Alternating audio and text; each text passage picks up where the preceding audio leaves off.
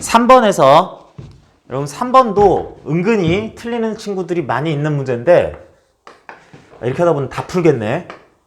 그럼 안 되는데. 자, 3번에서는 우리 교재에서는 원궤도 뱅글뱅글 도는 거 한번 했었죠. 그랬는데 여기서는 정사각형 모양의 트랙 또는 궤도를 물체가 윗변 중앙에서 출발해서 이렇게 가는 이런 물체에 대해서 얘기를 했습니다. 그런데 이 물체가 한 변이 10m라서 총 40m의 한 바퀴를 8초마다 돌 수 있기 때문에 물체의 실제 순간순간 속력, 빠르기 자체는 5m/s로 일정한 빠르기로 계속 돌고 있을 거예요. 그런 물체인데 기억, 출발 후 4초 동안의 평균 속도는 그랬어요. 출발 후 4초 후에는 여기 있겠죠. 그러면 그 4초 반 바퀴 도는 동안의 평균 속도 변위는 요만큼 크기에 대해서 얘기를 해야 되겠다. 요거 10m니까 4초 동안의 평균 속도는 그 시간 4초분의 요 변이 길이 10m라는 크기 해서 2분의 5 해도 되고 2.5m/s 정확하게 얘기하면 아래로라는 게 평균 속도 되겠다. 아래로라고 하는 방향까지 나타내야 되는데 여기서는 그 크기만 물어본다면 또 2.5라고도 할 수 있고 뭐 여러 가지로 대답할 수 있겠네요. 니은 출발 후 4초 동안의 평균 가속도 물어봤어요. 자, 니은도 요거 중요한데 4초간 평균 가속도 그러면 학생들이 갑자기 요거 학생들이 갑자기 좀 당황하는 경우가 있는데 자, 4초 동안의 평균 그랬으니까 그냥 4초라는 시간 동안에 가속도라는 건 그 시간 동안의 속도 변화를 얘기를 하는 거니까 속도 변화를 찾아야죠. 처음에는 속도가 얼마니? 빠르기는 5m/s 일정하니까 최초의 속도는 왼쪽으로 5m/s였다. 그런데 그 빠르기가 일정하게 아래로 또 일정하게 가다가 오른쪽으로 일정하게 가는 중에 요 위치에 있을 때는 순간적으로 오른쪽으로 5m/s로 움직일 거니까 4초 동안에 전체적으로 중간 생략 전체적으로는 왼쪽 5m/s가 오른쪽 5m/s로 바뀐 겁니다. 그럼 속도 변화가 얼마인 거야? 선생님 빠르게 안 변했는데요. 그게 아니라 그거는 속력이 안 변한 거고 속도는 왼쪽 5가 오른쪽 5로 바뀌었으면 오른쪽으로 10만큼 오른쪽 방향으로 10m/s 만큼이 속도 변화 그런데 걸린 시간 하니까 요거 가속도 오른쪽으로 2.5m/s 제곱이다. 요 비슷한 숫자가 나오긴 했는데 같은 숫자가 나오긴 했는데 의미는 전혀 다른 거죠. 자, 요렇게 가속도 의미 그대로 따라가면 되겠습니다. 출발 직후부터 4초 동안의 가속도의 크기는 얼마냐라고 그랬는데 니은하고 지금 요거 구분을 좀 해야지 되겠는데요. 구분한다는 얘기가 아니라 니은하고 디귿에서 그 4초 동안의 평균 가속도 크기 물어봤다가 방향 물어봤다가 하는 식으로 니은 디귿 얘기를 하는데 니은하고 구분하는 게 아니라 니은에서 평균 가속도의 방향은 이라고 했을 때는 자, 평균 속도의 방향은 여기라는 변이가 여기로 위치가 여기로 변했다 해서 아래라고 해야 되는데 가속도는 현재 변이가 어떻게 되는 방향이냐라는 게 아니라 이렇던 속도가 오른쪽으로 바뀌면 속도의 변화 방향이 오른쪽이다라고 해야 돼서 니은 방향 요거 주의하라고 따로따로 물어봤었던 겁니다. 자, 여러분 질문은 안 했어도 내가 힐끗 이렇게 보니까 3번 틀린 친구 굉장히 많아가지고 3번에서 아까 잠깐 봤었는데 맞은 친구가 없었던 것 같은데 그죠? 아닌가? 한두 명 있었던가? 없었던 걸로 기억하나? 한 명인가 그랬나? 그쵸? 그래서 여러분들 요거는 질문을 따로 안 했어도 한번 쭉 끝까지 다 봤습니다. 다음 그래프 보는 문제가 몇 가지 있는데 뭐 4번, 5번 요런 것들은 여러분들 그래프 보는 문제로서 좀 할만하다고 생각하고, 혹시 이것도 좀 어려웠다는 친구들은 이제 개별적으로 한 번 더 질문을 좀 하셨으면 좋겠고요. 그래프를 확인하면서 직선 운동에 대한 얘기를 하자는 건데, 이거는 뭐 다른 문제 풀다 보면 저절로 설명이 될 것 같기도 해서 일단 넘어갈게요. 6번으로 가보면은, 자, 오늘 풀 문제들 중에서 어려운 문제, 좀 계산 문제 이런 것들이 한 서너 문제 정도 있는데, 요것도 그런 문제 중에서 하나인 것 같아요. 물체가 마찰 없는 빗면을 등가속도 운동을 하다가, 자, 빗면이 있는데 마찰이 없어도 물체가 여기 있다가 올라가게 되니까 당연히 경사로 올라가는데 느려지겠지 싶어가지고 빠르기는 V0라는 속력으로 올라갔었는데 Q를 지나 R까지도 갈 수 있다라고 그래요. R 지점까지도 뭐 갈 수는 있기는 한데, P부터 전체 요 거리를 S라고 했을 때 Q는 빗면상 그 중점 되겠다 했습니다. 기억, 이렇게 가가지고 R에서는 정지한다고 그랬는데, 요거는 오늘 등가속도 운동 부분 뒷부분 지난 시간에 마저 다 하지 않은 뒷부분 조금 더 한 다음에 설명을 해도 괜찮을 것 같은데, 자 봅시다. 빗면에서 운동하는 동안 가속도의 크기 얼마냐, 시간이 얼마냐, 속력이 얼마였냐 뭐 이런 것들을 물어보는데, 요거는 약간 그 풀이가 까다로운 문제라고도 할 수도 있는데, 자 이렇게 되는 동안에 물체에 오른쪽 위쪽 방향을 플러스로 하는 시간에 대한 속도 그래프를 그려봅니다. 그러면은 처음에는 오른쪽 위 그 방향으로 V0라는 속도값을 가지고 있다가 언젠가 시간이 적당히 지났을 때, 뭐 t라는 시간이 지났을 때 속도가 0이 될 때까지 등가속도 운동 속력이 이렇게 쭉 줄어드는 운동을 했다 라고 했을 때, 일단은 V0에서 0m/s가 되는데 등가속도 운동이구나 그랬을 때 시간에 대한 속도 그래프의 밑넓이, 이게 변위인 S라는 값이 나오긴 해야겠구나, 요 정도는 일단 알 수는 있는데요.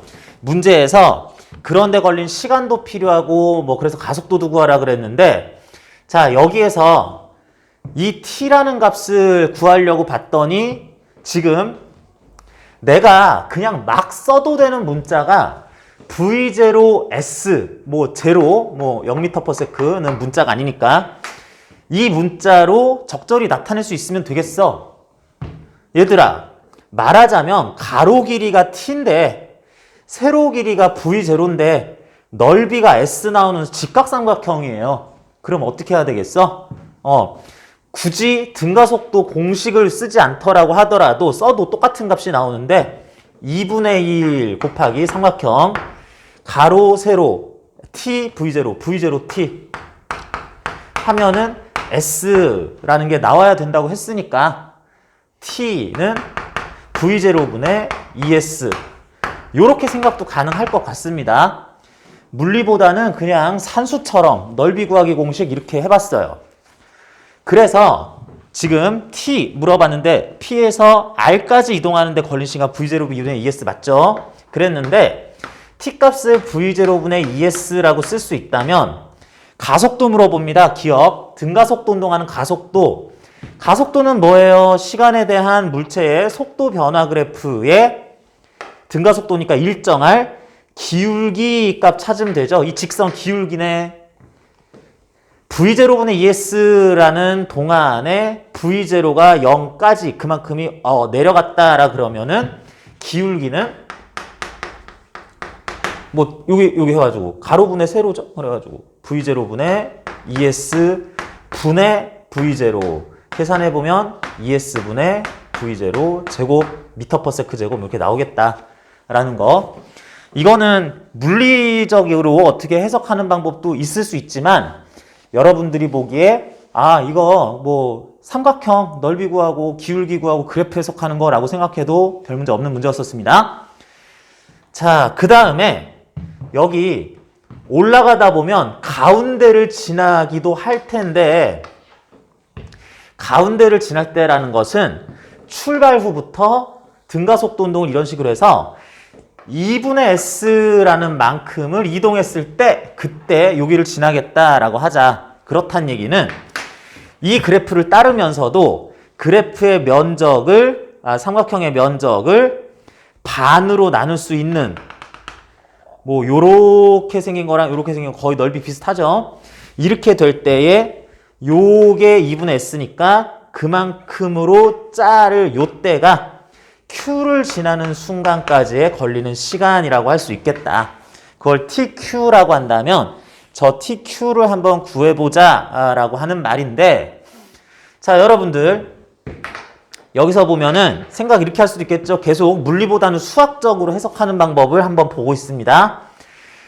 이런 직각삼각형의 넓이가 S인데 지금 말하자면 요거 2분의 S, 요거 2분의 S라고 해가지고 이 녀석 큰 삼각형, 여기 작은 삼각형의 넓이 B가 S 대 2분의 S, 2 대 1 나와야 되니까 직각삼각형 둘 닮은 꼴이니까 얘들의 닮은 B는 넓이가 1대 2, 닮은 B는 1대 루트 2 해야지 되겠다.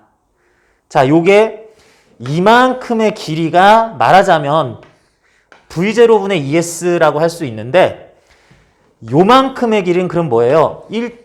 1대 루트 2니까 1대 1 자꾸 겹쳐서 안 보이는데 1대 루트 2니까 요거는 여기에 대해서 1대 루트 2 마이너스 1 되겠네. 우리가 원하는 건 요 길이 그때까지 걸릴 시간이니까 정확하게 구하자면 TQ라는 것은 V0분의 ES의 요거 그 루트 2, 1대 루트 2 대 루트 2 마이너스 1 이렇게 되는 거니까 루트 2분의 루트 2 마이너스 1.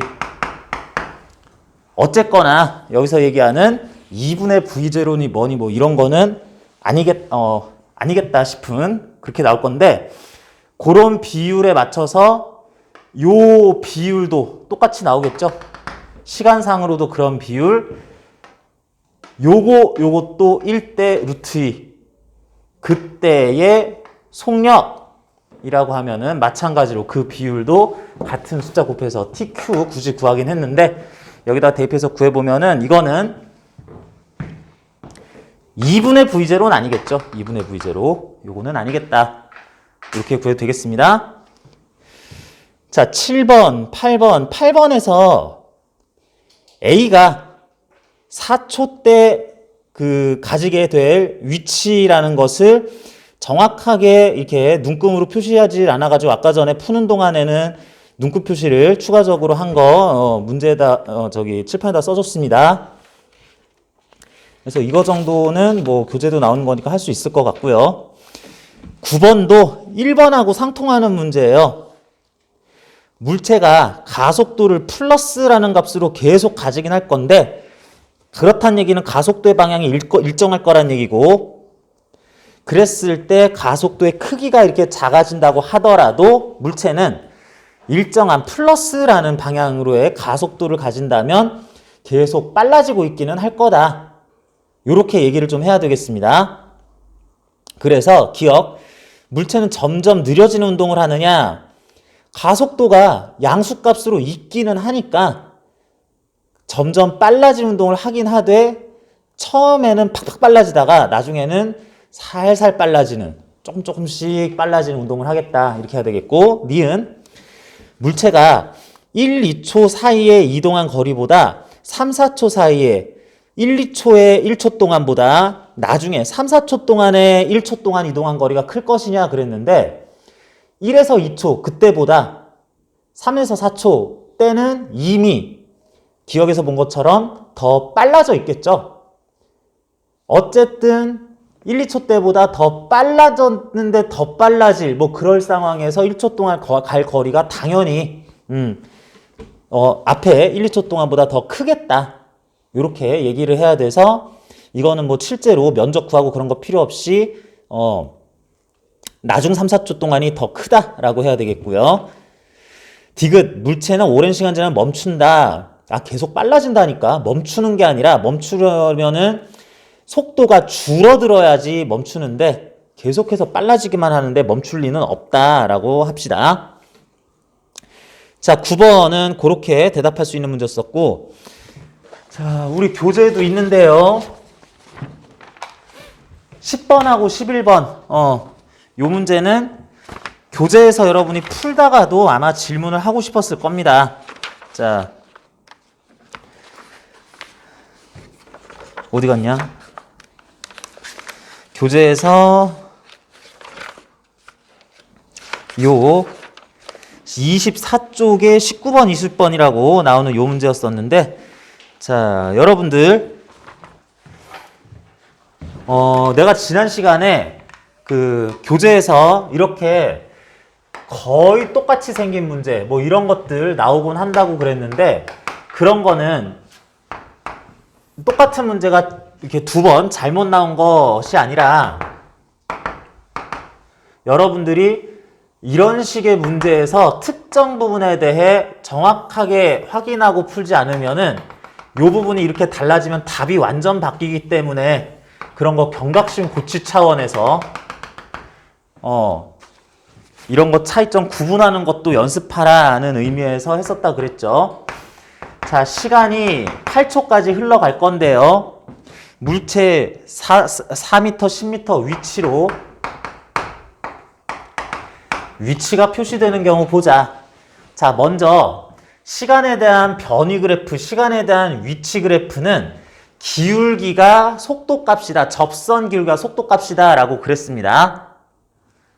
그래서 시간에 대한 위치 그래프를 접선 기울기 보니까 접선 기울기가 요랬었다가 점점 가파라지다가 이 지점 지나고 나면은 그 기울기가 점점 이렇게 완만하게 다시 변하고 있어요. 무슨 얘기냐? 속도가 빨라지다가 느려진다라고 할 수 있다.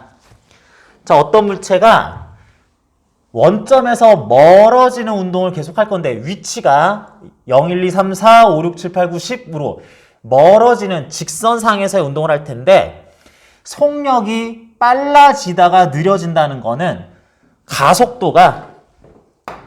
속력이 빨라지는 동안에 가속도도 같은 방향이다가 가속도의 방향이 요 구간에서는 위쪽 방향 말하자면 그렇다가 아직도 멀어지고 있는데 위로 가고 있는데 속도가 느려진다는 거는 움직일 방향 반대 방향으로라는 아랫방향으로 가속도가 가해지는 구간이 있다는 얘기다. 다음 여기 간 다음부터는 다시 이제 똑같죠? 속도가 빨라지니까 위쪽 방향으로 가속도가 나와야 되겠고 여기부터는 기울기가 작아지는 느려지는 구간이니까 가속도는 움직일 방향 반대쪽으로 가해져야 되겠다라고 해서 가속도의 방향이 예를 들면 직선상 위로만 계속 가던 물체 같은 경우에는 위에서 아래로 여기서 바뀌고 아래에서 위로 여기서 바뀌고 위에서 아래로 여기서 바뀐다라고 해서 세 번의 가속도 방향 변화가 있었겠다라고 생각할 수 있습니다. 기억 0에서 8초 동안 물체는 출발점으로 거리가 가까워지는 운동은 하지 않는다. 그쵸? 위치가 1, 2, 3, 4 지점, 5, 6, 7, 8, 9, 10 지점으로 자꾸 멀어지고만 있습니다. 만약에 가까워졌다면 위치가 다시 주소 87654321 뭐 이런 위치들로 돌아오는 구간이 있어야지 다시 가까워지는 건데 그런 구간 없으니까 기억 맞고요. 평균 속도는 4초 동안 4m만큼 멀어지고 8초 동안 6m만큼 멀어져서 10 위치에 가는 거니까 이렇게 얘기할 수 있고 디귿이 이제 핵심이었습니다. 가속도는 3번 변했다라고 하자. 근데 똑같은 그래프를 그려놓고 진짜 똑같은 그래프입니다. 이거 내가 만든 문제인데 내가 이걸 어떻게 만들었냐면 그래프 하나 그려놓고 10번에다 쓰고 11번에다 또 썼어요. 그냥 진짜 똑같은 그래프예요. 그래프의 모양은 똑같다 하는데 그래프의 가로축은 시간이요, 세로축이 이동거리로 바뀌었습니다. 세로축이 이동거리가 된다면 이동거리는 뭐예요?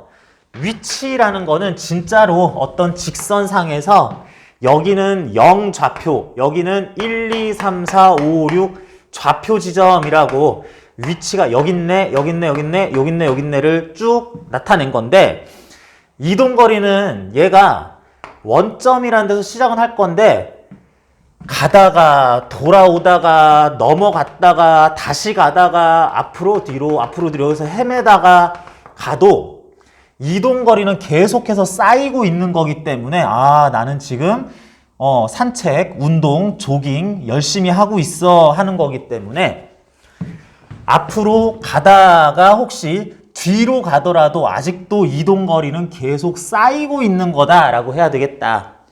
그러니까 11번에 기억에서 일단 0에서 8초 동안 물체는 출발점으로부터 그 거리가 가까워진 출발점으로부터의 거리가 가까워진 운동은 하지 않았냐?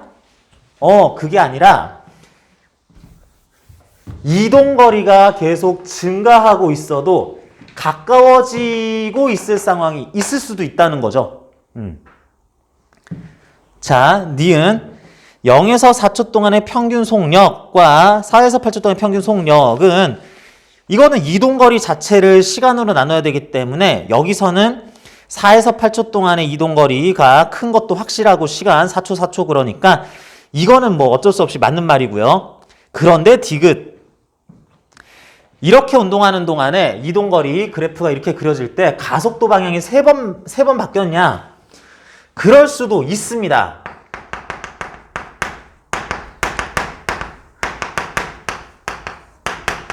그럴 수도 있긴 있어요. 무슨 얘기냐면 앞에 그래프에서 해석했던 것처럼 물체가 제로 위치에서 빨라지다가 느려지면서 멀리 갔다가 빨라지다가 느려지면서 더 멀리 가는 그 운동을 했었어도 이동거리 그래프도 똑같이 나와요. 그런데 문제는 뭐냐면 그럴 수도 있지만 이동거리가 이렇게 나올 그래프가 이럴 수도 있다는 얘기예요. 원점에서 위로 직선상 멀어지면서 빨라져요. 그리고 여기서 느려지면서 또 멀리 가요. 오케이. 그럴 때까지는 가속도 방향이 위쪽이었다가 여기서 아래로 바뀌었네 해야지 되겠습니다. 그런데 그래서 느려지면서 멀리 가다가 4m 지점에서 잠시 멈췄다가 잠시 멈춘 후에 아래로 점점 빨라져도 이동거리 그래프라면 또 이렇게 나올지도 모른다. 그래서 뭐 요때까지 가속도가 아랫방향이었는데 멈추고 나서 아래로 빨라지는 거였었으면은 이 구간에서도 혹시 가속도가 여전히 방향은 아래쪽? 뭐 이렇게 나올 수도 있다는 얘기다. 그리고 여기에서 빨라진 다음에 느려질 때는 아래로 가면서 이제 느려지는 거니까 요 구간 가속도는 위쪽 뭐 이렇게 돼가지고 위쪽 방향이었던 가속도가 아래 방향이었다가 여기서 위쪽으로 바뀌는 가속도의 방향이 두 번만 바뀌었을지도 모른다라는 걸 고려해야 되기 때문에 그래서 11번에서는 디귿 3번이었을 수도 있고 2번이었을 수도 있고 뭐 여기서는 명확하지 않다라고 해서 이런 보기는 틀렸다라고 해야 됩니다. 맞는 걸 고르시오 그랬을 때는 항상 옳은 걸 골라야 되는 거죠. 자, 그래서 11번은 10번하고 11번은 세트 문제로서 우리 책에서도 교재에서도 나오는 문제였었다 하겠고요. 자, 그리고 12번부터 쭉 얘기 나오는 이 문제들이 가속도를 해석하는 과정에 대한 얘기들이 있기는 있는데 이 가속도 얘기를 하려면은 우리가 이런 것 관련한 문제 풀이하는 거 지난 시간에 조금 하다 말았는데 거기까지 하고 나서 접근하면은 약간 더 빠르게 풀 수도 있는 지점이 있어서 오늘 평균 속도 다루는 방법 약간 더 얘기를 하면서 그걸 이용해 다중섬광 사진 촬영한 그런 문제들 한 2문제 정도 예제 문제 또 같이 풀어보면서 요거 점검하고 이어서 또 우리 그 힘 다루는 방법 본격적으로 오늘은 또 나가긴 할 겁니다. 자, 그래서 교재에서는 설명 부분은 12쪽 설명이고요. 문제로서는 17쪽의 예제 11번, 12번을 또 풀어볼 건데 요거는 잠깐만 좀 쉬었다가 이어서 할게요. 자, 12쪽 볼까요? 12쪽에 등가속도 직선 운동하는 물체의 평균 속도에 대한 얘기하고 있습니다.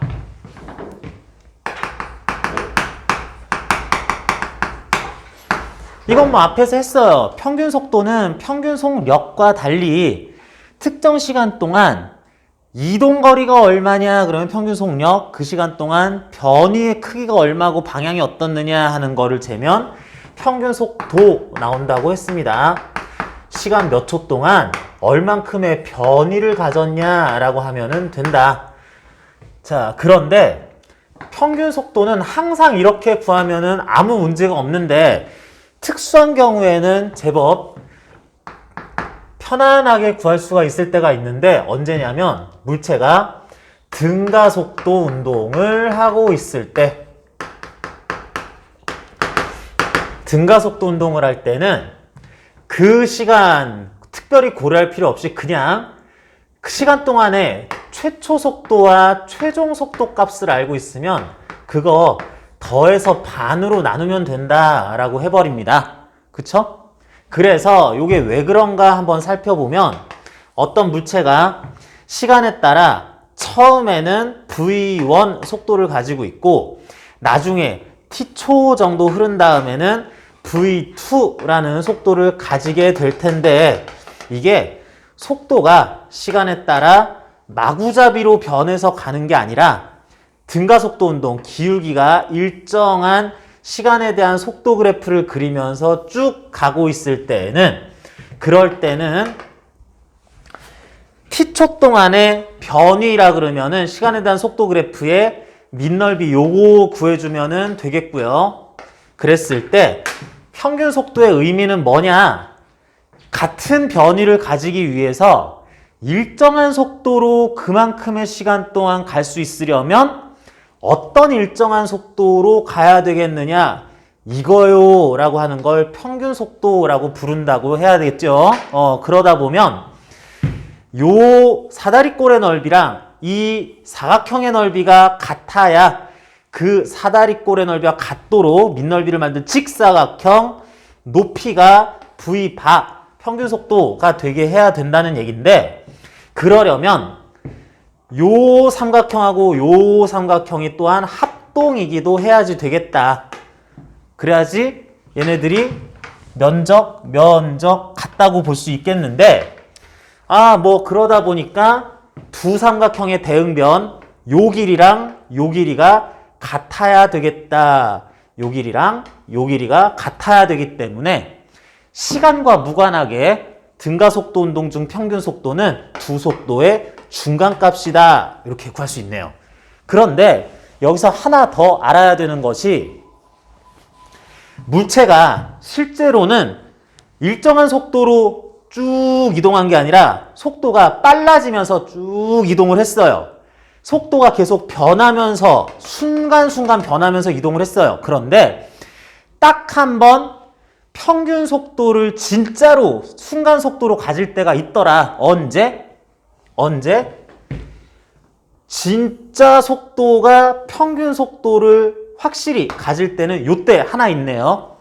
이때는 언제냐? 내가 그 운동 상황을 측정한 T초 중에 이만큼 시간이 지났을 때라고 해야지 되겠네. 이게 언제예요? 역시 요 두 삼각형이 합동이니까 요 길이 같아야 되니까 전체 평균 속도를 구하기 위해서 시간 t 잰 것 중에 시간적으로 2분의 t만큼 경과한 순간이 그때가 순간 속도가 평균 속도와 같을 때겠다. 이렇게 얘기를 합니다. 이게 굉장히 중요한데 그래서 12쪽에 정리된 내용 보면 V 평균 속도는 t분의 s라고 하면서 2분의 v0 플러스 v 여기서는 2분의 v1 플러스 v라고 했는데 이렇게 나타낼 수 있다는 얘기고요. 그랬을 때 그런 평균 속도는 맨 밑에 t초 간의 운동 중에서 2분의 t초일 때의 순간 속도다 라고 이렇게 얘기를 하네. 자, 이걸 활용해서 푸는 문제가 아까 전에도 잠시 얘기했었던 예제 11번, 12번, 17쪽에 나온 두 문제입니다. 자, 요거 다중섬광 사진이다 라고 얘기를 하는데요. 예제 11번 같은 경우에 직선상에서 평평한 땅바닥 위에서 물체가 여기 있다가 여기 저기 뭐 이런 식으로 위치가 옮겨가는 걸 보여주는데 이게 뭐 요즘 세상이 워낙에 동영상 촬영도 쉽고 하니까 지금도 동영상 촬영하고 있네요. 쉽고 하다 보니까 요즘에 정말 좋은 기기들이 많이 나와가지고 여러분 중에는 그런 친구까지는 없는데 이렇게 하다 보면은 조금 당황스러울 때도 있긴 있어요. 학생들 보면은 수업하는데 뭐가 그렇게 귀찮은지 수업하는데 필기도 잘 안 하고 그냥 필요할 때면 그냥 깨작깨작 하고 뭐 이렇게 책은 이렇게 보고 있는데 교재는 보고 있는데 필기 막 열심히 안 하는 친구가 있어요. 그래서 뭐 하나 해서 이렇게 보면은 책상에 이렇게 해가지고 이거 세워놓고 있어요. 지금 뭐 하나 해서 보면은 자체적으로 수업 촬영을 하고 있습니다. 그래가지고 어떻게 해요? 그렇게 하다가 선생님께 왔다 갔다 하다가 어느 정도 수업 끝나는 거 그런 것들 봐가지고 그때 이렇게 쓱 캡처하고 그래가지고 그걸로 그냥 필기 때우고 뭐 집에 가가지고 필요하면 그걸로 다시 이렇게 들어보기 하고 뭐 이런 친구도 있긴 있어요. 정말 내가 한 번 봤나 뭐 그러는데 뭐 그렇기는 해도 암튼 동영상 촬영 그렇게 쉬운데 이거는 움직이는 걸 동영상 촬영을 하지는 못하고 그냥 움직이다가 여기 있을 때 사진, 여기 있을 때 사진, 여기 갔을 때 사진 찍은 걸 한 방에 나타낸 거다 하겠습니다. 그랬을 때 이런 사진을 일정한 시간 간격으로 t초마다 찍었다 라고 하자. 그랬더니 여기서 사진들을 일정 시간 0.5초마다 찍었더니 이 사진에 찍힌 요 위치 간의 간격들이 2cm, 4, 6, 8cm 요런 식으로 나왔다고 합니다. 자, 그래서 이게 A, B, C, D, E 요렇게 나왔는데 쓰자. A, B, C, D, E 요렇게 나왔는데 이랬을 때 물체가 0.5초마다 갈 위치가 요만큼에서 좀 더 많이로 변했으니까 저 오른쪽으로 점점 빨라지고 있었던 운동을 촬영을 한 것 같아요. 그런데 오른쪽으로 점점 빨라질 때에 그게 등가속도 운동이었다면 가속도가 얼마였겠냐? 이런 거 물어보는 문제가 자주 나와요. 자, 요거 얘기합니다. 오른쪽으로 점점 빨라지는 운동을 할 때 이것도 확인해야 돼요. 이게 등가속도 운동이었다면 반드시 조건 꼭 필요합니다. 일정한 시간 간격으로 사진을 찍었다면 그게 등가속도 운동이었다면 그 사진 간의 구간 간격이 등차 수열을 이루어야 됩니다. 이게 2, 4, 6, 8, 10 뭐 이런 식으로 되거나 아니면 뭐 3, 5, 7, 9 뭐 이런 식으로 하거나 뭐 이래야 되는 거지. 요거 2cm, 4cm, 이번에는 5cm, 이번에는 9cm 막 이러면 안 된다고. 구간 간격 자체가 등차 수열을 이루어야 돼요. 자, 그러면서 여기서는 구간 간격 2cm씩 늘어나는 거 확인했으니까 4에서 6으로 6 자체가 또 8로 구간 간격 자체가 2cm씩 늘어나는 걸 확인을 했으니까 이제 가속도를 찾아볼 텐데, 자, 봐요. 자, 문제를 푸는 방법이 다양하게 있을 수 있는데 지금은 이렇게 해볼게요. A에서 C까지 가는데 시간이 0.5, 0.5, 1초 걸립니다. A에서 C까지 이렇게 두 칸을 잡아봤어요.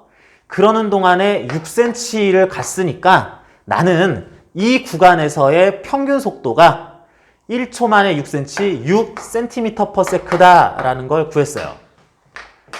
자, 그리고 B에서 C까지, B에서 C, D까지의 요 구간도 역시 나름 0.5, 0.5, 1초 걸려서 10cm를 간 거니까 1초 동안 10cm, 이 구간 평균 속도는 10cm/s다 라는 걸 알고 있습니다.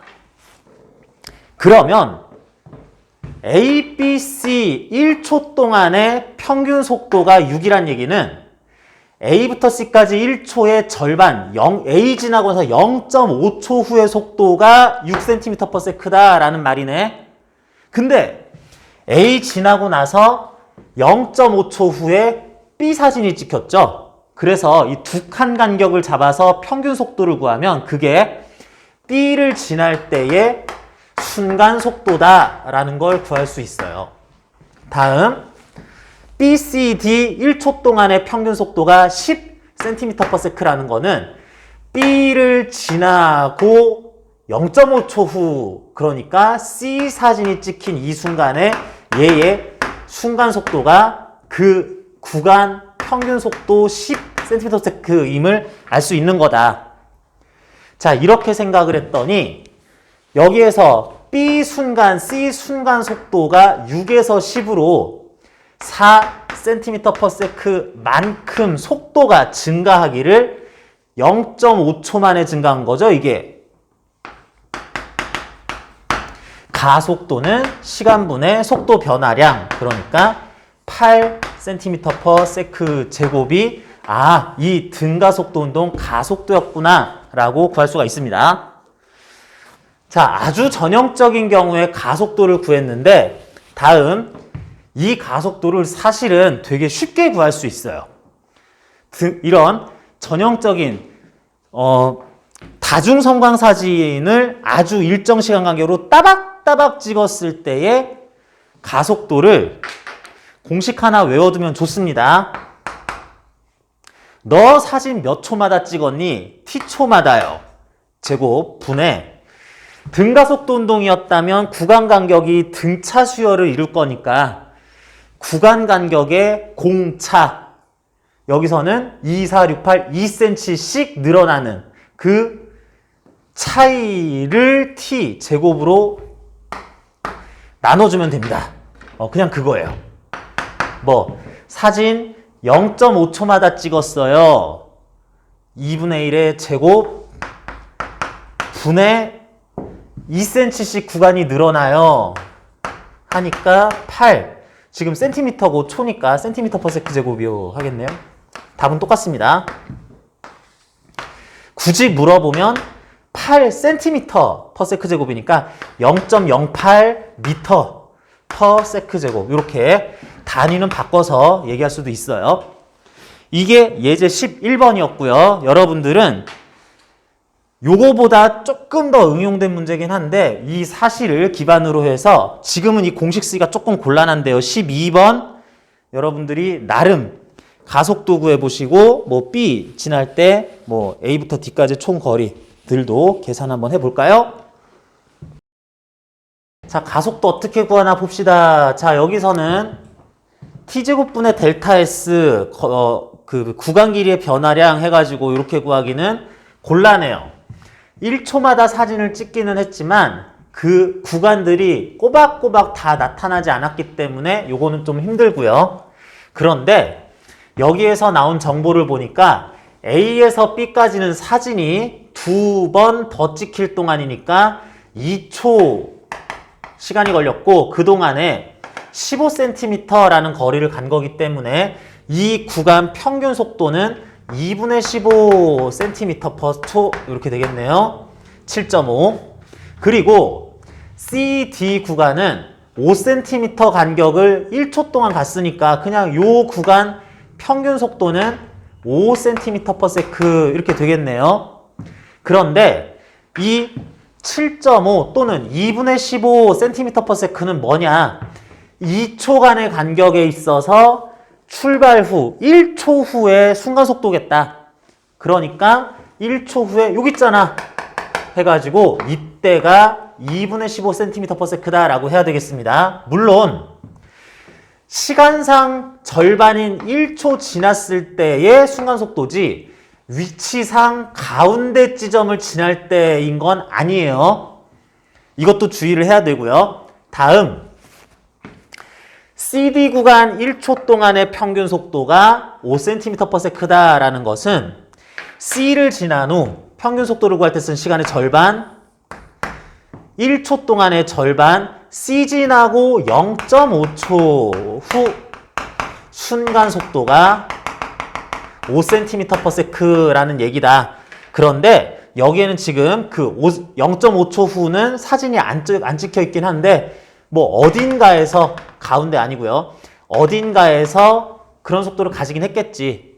이걸 이용해서 요 사진이 찍히고 나서는 B가 0.1초 후에 B 찍히고 다시 C까지 또 1초 후에 그 다음 0.5초 후에 사진 찍힌 거니까 이랬던 속도가 5cm/s로 7.5가 5cm/s로 2.5cm/s 속도가 느려지는 과정에서 1, 2, 0.5, 2.5초가 걸렸다는 얘기네.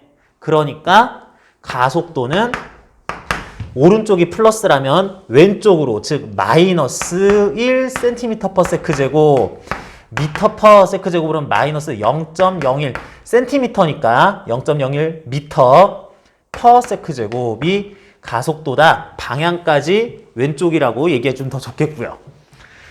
자, 그래서 이렇게 약간 응용된 방식으로 그 다중성방 사진이 나오는 이런 문제에 가속도를 구할 수 있었습니다. 그리고 이제 B 지날 때나 뭐 A, D, 뭐 총거리 이런 것들은 추가적인 연산해주면 되는데 역시 가속도만 알고 있으면 일반적인 등가속도 운동 문제로 바뀌기 때문에 요거 이용해서 조금 더 생각해주면 되겠고요. 자, 요거 빠르게 알아본다고 나름 이렇게 얘기를 했는데 관련 문제로서 다시 다중성광사진 기본 문제가 여러분 교재 이렇게 쭉 보니까 22쪽 연습 문제 17번 이게 다중성광사진 기본 문제죠. 이거는 꼬박꼬박 0.2초마다 구간 간격 3, 5, 7, 9, 17, 11cm 잘 나왔고 그런 거라서 요거 여러분 한번 또 풀어보시고 다중성광사진 응용 문제라고 할 수 있는 게 23번, 24번입니다. 특히 24번은 더욱 중요해요.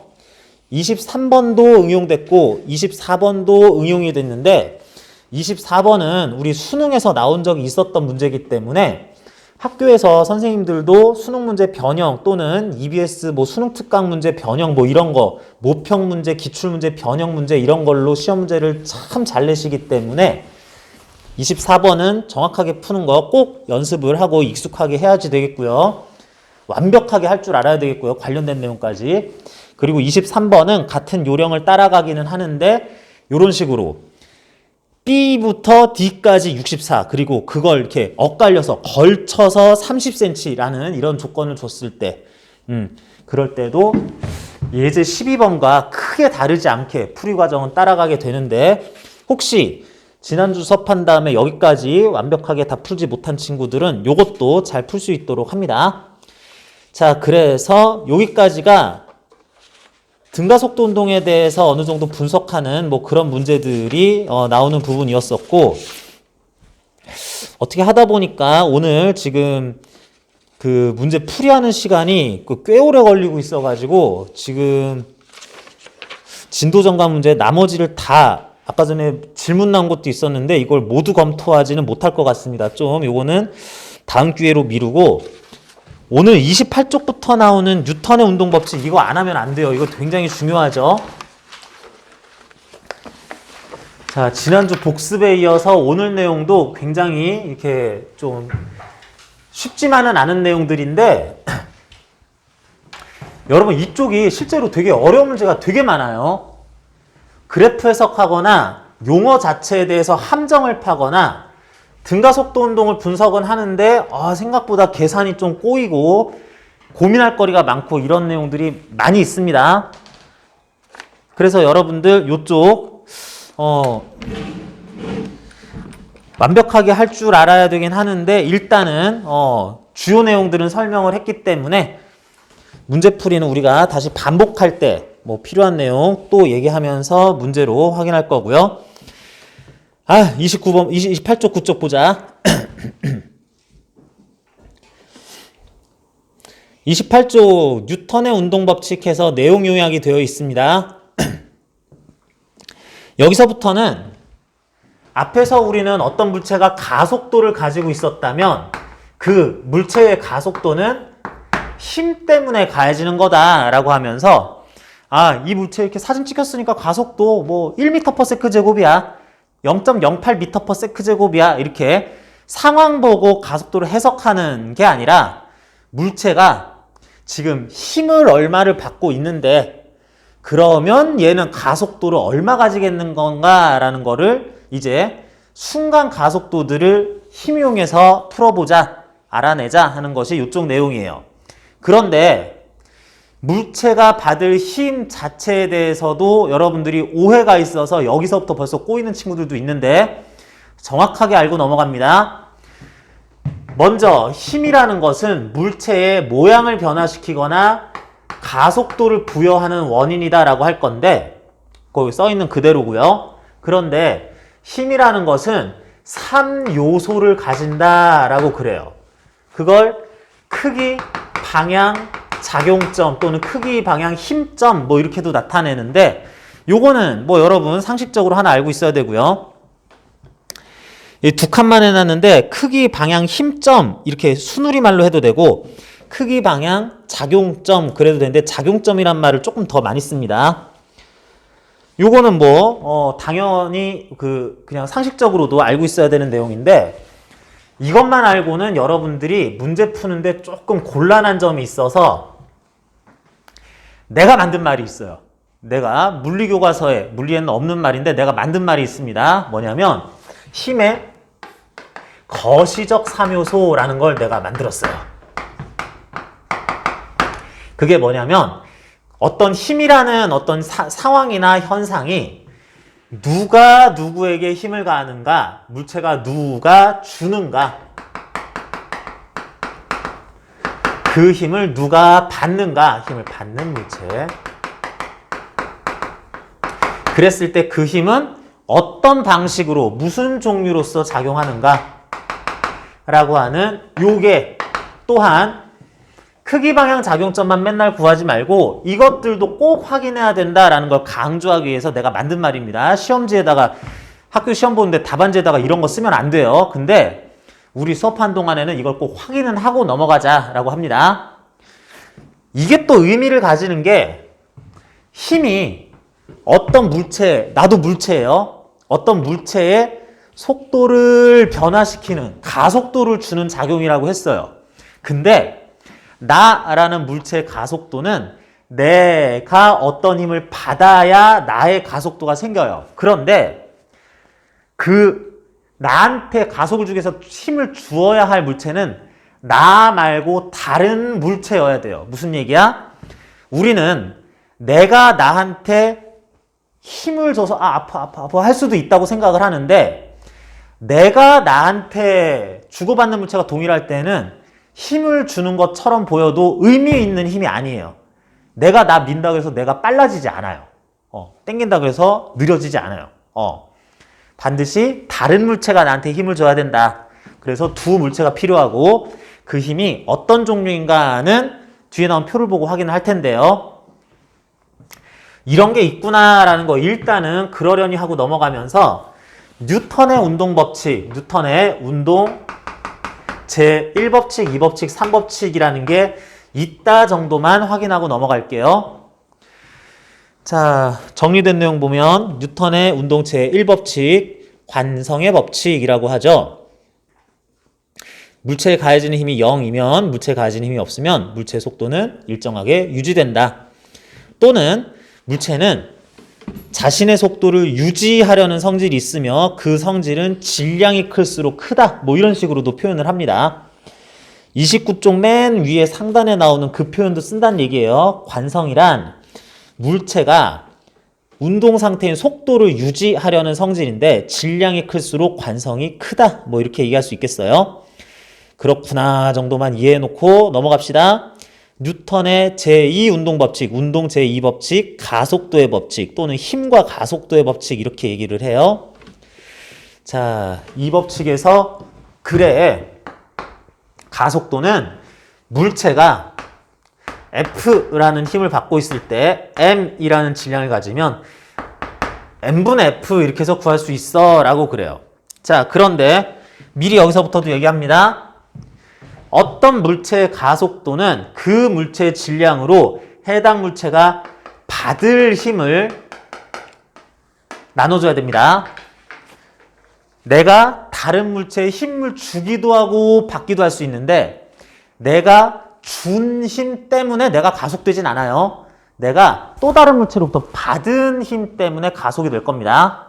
자, 이게 무슨 얘기인지 문제로 뒤에 가서 또 구체적으로 살펴볼 거고요.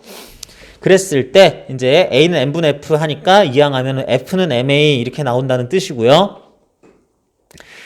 뉴턴의 제3운동 법칙, 작용, 반작용의 법칙이라고 하는 게 사실 학생들이 실수를 한다면 그나마 가장 많이 실수를 하는 부분이죠. 여기가.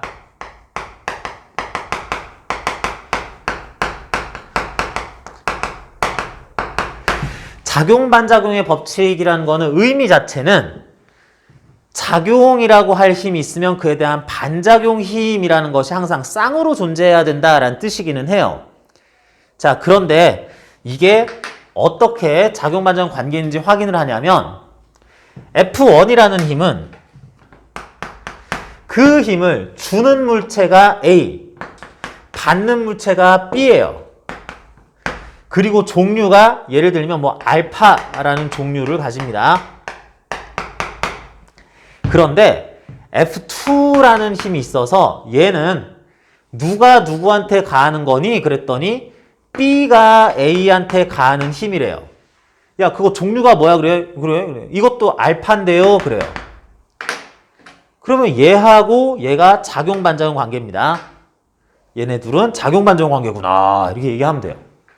뭐 어떤 두 서로 다른 힘이 작용, 반작용 관계에 있는 힘인지 그냥 상관없는 힘인지는 두 물체의 크기를 확인하거나 방향을 확인하거나 이러는 일을 하지 않고도 알 수 있습니다. 그걸 확인할 필요가 없는 거예요.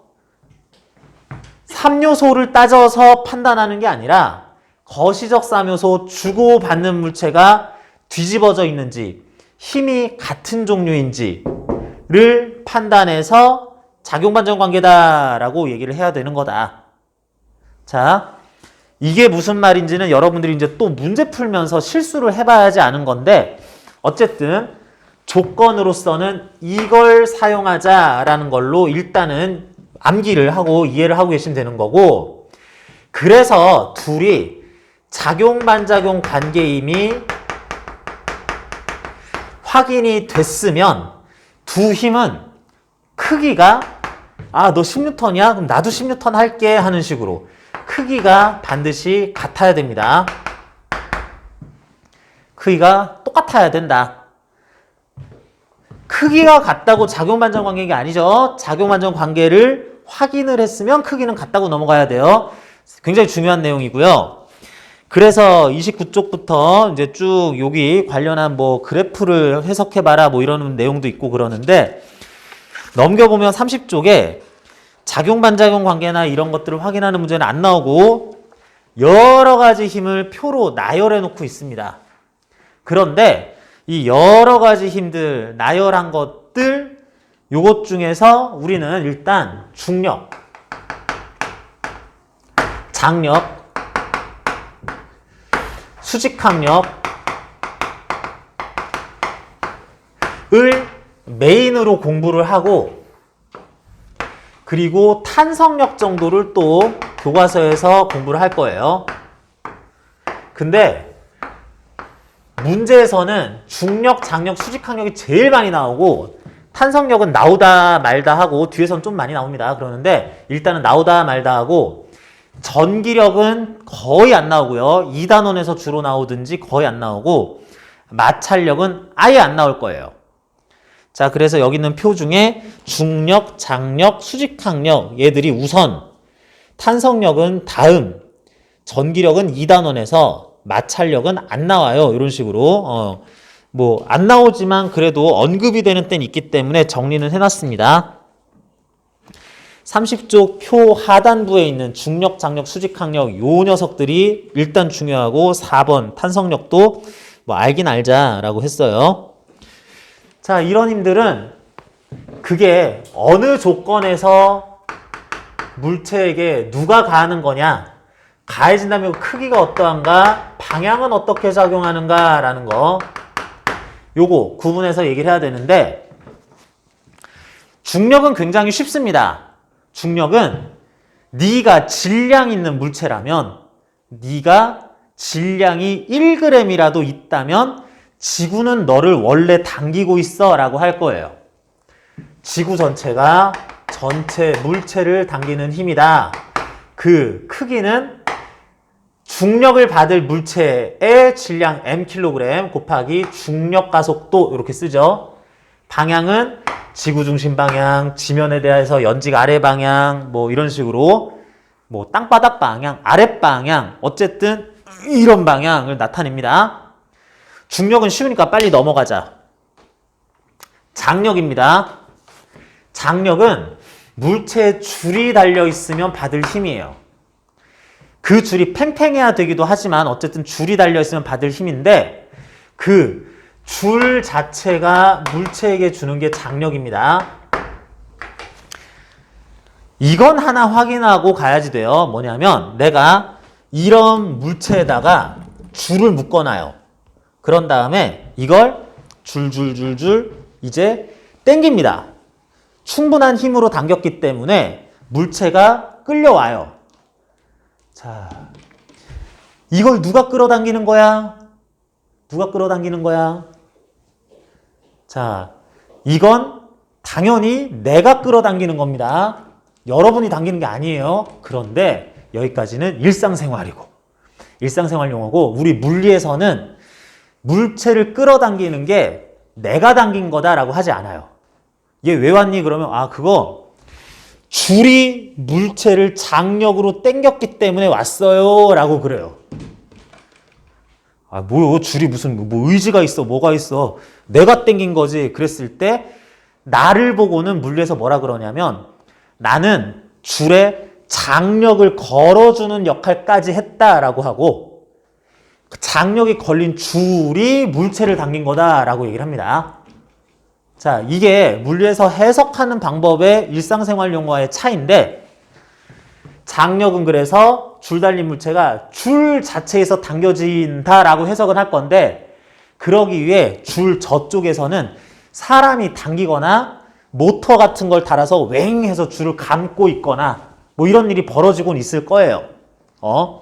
그렇지만 장력을 실제로 부여하는 주체는 줄이라고 해석을 한다. 장력에 대한 힘 주는 물체를 줄이라고 써야 된다는 얘기입니다. 자, 안 그러면 뒤에 가서 뭐가 이상하게 막 꼬이고 뭐 말도 안 되고 이렇게 돼요. 이거 주의하시고요. 그러면 장력은 크기가 얼마냐? 몰라요. 몰라서 T 뉴턴 이렇게 둡니다. 장력의 방향은 어느 방향이냐? 줄에 의해서 당겨질 방향이라고 해요. 줄이 밀 수는 없으니까 당겨질 방향이라고 합니다. 자, 수직항력은 언제 가해지는 힘이냐? 자, 수직항력이라는 좀 이름부터 낯선 어려워 보이는 친구가 있기는 한데 수직항력은 나한테 내가 이제 수직항력 받을 건데 나한테 누가 접촉을 하고 있으면 받은 힘이에요. 이건 쉬워요. 나한테 뭐가 접촉했으면 접촉한 그 물체가 나한테 힘을 준다라고 합니다.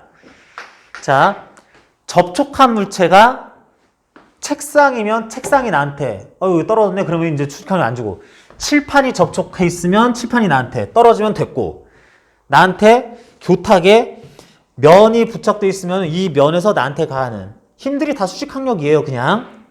그리고 그 수직항력은 받는 사람 입장에서, 받는 물체 입장에서 그 접촉면에 대해 접선 수직 방향으로 밀리는 방향으로 받는다라고 합니다. 그리고 그 크기는 몰라요. N뉴턴이에요, 그냥. 자, 그런데 여기에 대해서도 또 이제 얘기를 해야 되는 게, 내가 교탁에 이렇게 맞닿아 있어요. 그러면 나는 이 교탁면과의 면에 대해서 수직 법선 방향으로 내가 밀릴 방향으로 교탁한테서 밀리는 힘을 받는다, 이렇게 합니다.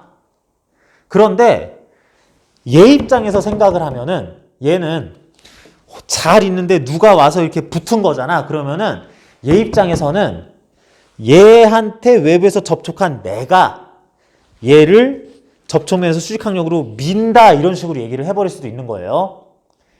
자, 이게 누구 관점이냐에 따라서 누가 받을 수직항력이 어느 방향으로 누가 가하는 거냐라는 것들이 다 바뀌는데, 이건 물체가 이거 기준이다 저거 기준이다 라고 설정할 때마다 이렇게 그때 내가 밀릴 방향이라고 해가지고 이렇게 써주면 되는 거니까, 이것도 문제로 또 확인해 볼게요.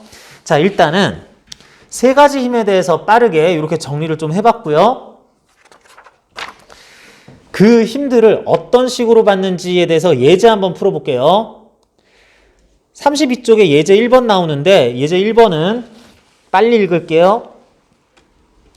각도를 모르는 적당한 비탈면이 있고요. 여기에 5kg짜리 물체가 1m/s로 지금 미끄러져 내려오고 운동 마찰 계수 0.49 어쩌고 저쩌고 하고 있는데, 물어봅니다.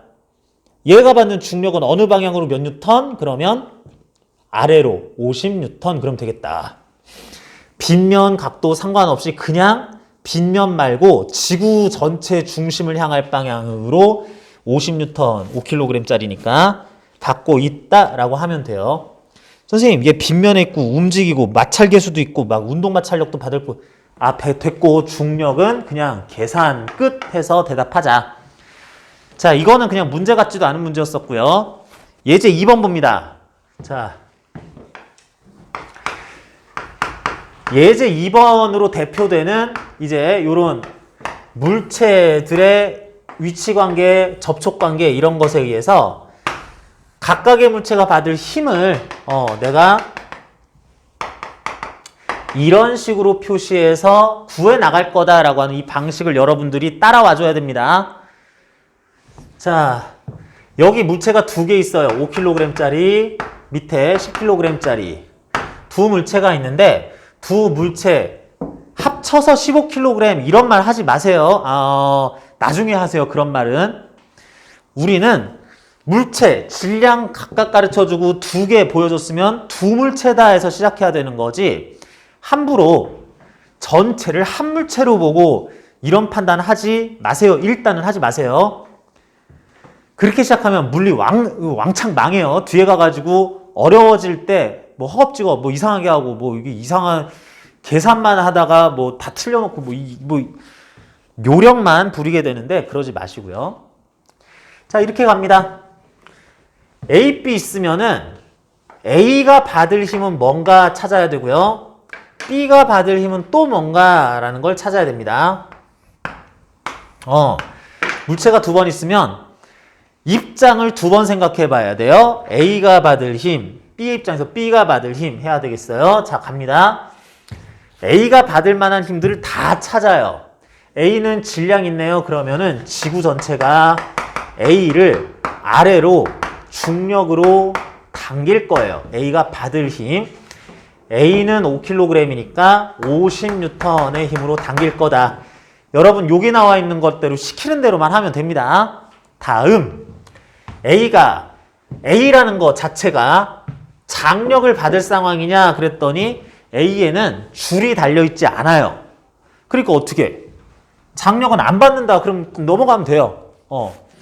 A가 수직항력 받겠냐 그랬을 때 수직항력은 A가 또 외부에 뭔가 접촉한 게 있냐 했을 때 여기 접촉이 있네. 여기. 그러면 얘기합니다. 아, 접촉 있어요. 내가 밀릴 방향으로 면의 수직으로 누구한테서 아, 요거 B였구나. B로부터 A가 받을 수직항력이 N뉴턴. 몰라요. 이렇게 하자. 미지수 뉴턴만큼 받고 있어요. 라고 하는 겁니다. 수직항력은 못 구해요. 아, 선생님 무슨 수직항도 못 구해요? 그것도 못하면서 무슨 수업을 해요? 못 구하는 게 맞는 거고, 내가 못 구하면 아무도 못 구하는 거예요. 그냥 그렇습니다.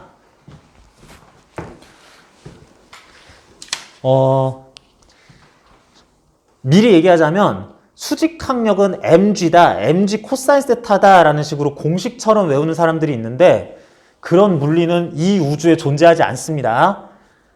뉴턴 이후 1600년대 17세기 이후 그런 물리를 얘기한 사람은 아무도 없어요. 무슨 얘기야? 그런 얘기한 사람들은 물리를 아예 모르는 사람이라고 생각하면 됩니다. 자, 그건 다 틀린 설명이고요. 자, B 봅니다. B. A에 대해서 A가 받을 힘들은 다 찾았어요. 그러면 이제는 주인공 B로 가서 다 또 찾으면 돼요. B는 질량이 10kg이니까 빠르게 할게요. 지구가 B에 가했을 중력이 아래로 100N이다. 그러면 되겠어요. 아, 선생님. B는 위에서 A가 또 찍어 누르는데요. 아, 제발 시키는 대로만 해라. 라는 겁니다. 질량 있는 물체가 중력을 받을 때는 그 질량의 중력과 속도를 곱하라 그랬지. 누가 위에서 누르는지 당기는지 왜 그걸 신경 쓰냐라는 거예요. 자, 그래서 10kg짜리는 100N의 중력을 받는다라고 하고 다음 B 물체에 줄 달려있는 거 본 적 없죠? 그러면은 장력은 생각할 필요도 없는 거다. B가 받을 장력은 생각할 필요도 없는 거다. 그러면 B는 수직항력 받을 상황이냐? B에 접촉한 거 있냐? 접촉한 거 있네요. 나도 여기 뭔가가 접촉하고 있다. 자, 선생님 지구 그거 했는데요. 땅바닥 그거 했는데요. 아니, 이거는 질량 관계에서고 접촉 관계는 고려하지 않았잖아요. 자, 그래서 이 부분의 접촉 때문에 뭐하고 접촉한 거야? 땅바닥과 접촉한 거니까 지면이 B에 가할 수직항력이 B가 받는 거니까 B 입장에서 밀릴 방향으로 N'N 있다라고 합니다. 다음 가만 보니까 접촉한 게 하나 더 있어요. 누구? 얘 머리 위에 A가 접촉을 하고 있어요. 뭐야? 이런 접촉에 의해서 그냥 그 상황 그대로 고지고대로 해석합니다. 어이, 접촉이네. A네. A가 나한테 B한테 B가 받을 수직항력을 가하고 있으려니 그 방향은 뭐 이쪽이려니 내가 주인공이야. 내가 밀릴 방향이야. 수직으로 해봤더니 이렇게 나왔는데 자, 이거는 이번 수직항력 모르니까 N2'이야 라고 하려고 그랬더니 잠깐만, 아까 표시하던 힘 중에 B가 A한테 가는 수직항력 있었잖아. 네가 쓴 건 지금 A가 B한테 가는 수직항력이잖아. 주고받는 관계가 반대로 돼 있고 수직항력 요 접촉에 의한 것을 공통으로 가지니까 니네가 바로 그 유명한 작용-반작용 관계이니라. 그래서 뭐 모르는 크기지만 이 두 힘은 크기가 같아야 된다. 아니, 크기도 뭔데 어떻게 같습니까? 자, 여러분, 내가 친구가 많진 않은데 친구 중에 쌍둥이 친구가 있어요. 이윤주라는 친구가 있고 이민주라는 친구가 있어요. 얘네가 일란성 쌍둥이에요. 그래가지고 내가 어려서부터 알던 친구들인데 쌍둥이로 이렇게 있는 같은 학교 그래가지고 이렇게 다니던 친구들인데 자, 내 친구 윤주하고 민주는 일란성 쌍둥이에요. 얼굴이 닮았을까요? 안 닮았을까요? 닮았어요? 안 닮았어요? 거의 똑같이 닮았어요? 이거 뭘 한다고? 그죠? 보지도 않고 어떻게 닮은 줄 알아? 키가 크겠어 작겠어? 눈이 크겠어 작겠어? 피부가 좋아 나빠? 모르겠는데 걔들이 쌍둥이라면 어떻게 생겼는지는 몰라도 어떤 방식으로든 똑같이 생겼겠지라는 건 알 수 있다. 상황 보고 작용반작용 관계라는 거 판단했으면 모르더라도 뭐 나중에 구하면 되지 하면서 10, 10, 100, 100, 50, 50 크기를 똑같게 일단은 놓고 시작은 하자 합니다. 다음, 그래서 물체들이 이러한 힘들을 받는 게 이제 A가 받는 B가 받는 힘들 다 구한 건데 이 상황에서 모르는 힘 N 프라임 하는 걸 모르니까 이걸 그냥 모르면 안 됩니다. 구해야 되기는 하는데 이 상황에서 물체들은 어떻게 움직여야 되냐? A도 정지해 있고 B도 정지해 있어야 되죠. 속도가 변하지 않을 상황이야. 그렇다는 얘기는 나름 A의 가속도가 0이고 나름 B의 가속도가 0이다 라는 뜻이다. A와 B가 각자 받을 힘이 0, 0이다. 뭐 각자 물체가 받을 힘들을 노란색, 파란색으로 썼는데 상황 보니까 무조건 A가 받을 힘들은 0으로 합력이 나와야 돼요. 근데 아래 50이 있어. 마침 위로 N이 있어. 야, 너 크게 안 정해졌지? 네, 너 50 해라. 그래서 수직항력이 50이에요. 막 갖다 끼워 맞추면 되는 겁니다. 필요한 만큼. 얼떨결에 여기 표시한 A가 B한테 가는 수직항력도 50N이 그래서 돼버려요. 야, 너 뭐야? 왜 혼자 결정돼? 나 따라가야 되잖아 하면서 그냥 얘도 얼떨결에 결정이 됩니다. 그러고 보니 B는 아래로 50N을 받아서 막 아래로 갈 상황이야. 그러면 안 되는데 마침 여기 크기가 정해지지 않은 힘이 있네요. 야, 너 150 해라. 안 그러면 우리 떨어지게 생겼다. 그래서 땅바닥이 B에 가는 수직항력은 150N입니다. 수직항력은 이와 같은 방식으로 물체가 받을 힘들을 다 찾고 적절하게 필요한 만큼으로 끼워 맞춰주면 돼요. 그러다 보니까 적절히 필요한 만큼이 얼마인지를 알아내지 못할 때도 있어요. 그럴 땐 수직항력 끝까지 못 구해요. 그냥. 자, 그래서 예제 2번을 통해서 이런 식으로 물체 여러 개 나오면 각각의 물체가 받는 힘들을 이렇게 따로따로 구해서 상황에 맞게 설명하자라고 하는 거 한번 살펴봤습니다. 자, 예제 2번은 그나마 중에 제법 쉬운 문제였었고 예제 3번, 4번, 5번, 6번, 7번 하면서 이제 줄 나오고 물체 움직이고 가속 정지한 게 아니라 가속 운동하고 하는 상황부터 시작해서 문제를 풀 거리가 좀 생겨요. 이건 그나마 완전 정지한 거를 해석하는 문제였으니까 좀 쉬웠는데 자, 그런데 본격 움직이기 시작하는 예제 3번이나 그 이후 5, 6, 7번 이런 것들 풀 때는 풀이 방법들이 묘하게 비슷하게 생겼어요. 그래가지고 그거 해석하는 방법은 지금 시간이 좀 애매하니까 지금 잠깐만 좀 쉬고요. 화장실 좀 갔다 오고 좀 그래야 되겠어요. 그런 다음에 쭉 같이 보고 예시 문제 풀면서 앞에 나왔던 내용 중에서 작용반작용 관계 힘 또 찾아내는 거 요거 한꺼번에 쭉 연습을 해볼게요.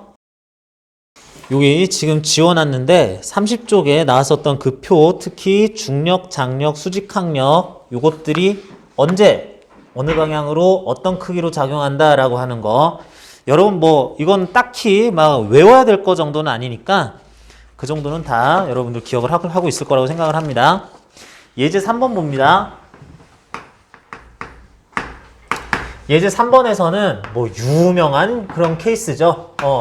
물체가 평평한 땅바닥, 마찰 없는 평평한 땅바닥 위에서 두 개가 겹쳐 있는데요. A 물체 10kg, B 물체 5kg이고요. 그런 상황에서 A에 대해서는 오른쪽 방향으로 뭔가 미는 30N을 가하고 있다라고 하자. 이 상황에서 A와 B가 받을 힘들을 다 분석을 하고 결론적으로 A와 B의 가속도도 한번 구해보는 문제입니다. 자, 이때도 똑같이 가요. 물체가 두 개네? 그러면서 A 10kg짜리, B 5kg짜리 이렇게 갑니다. A와 B를 합쳐서 15kg짜리다 이런 식으로 해석하는 거는 섣부르게 하면 안 된다 할게요.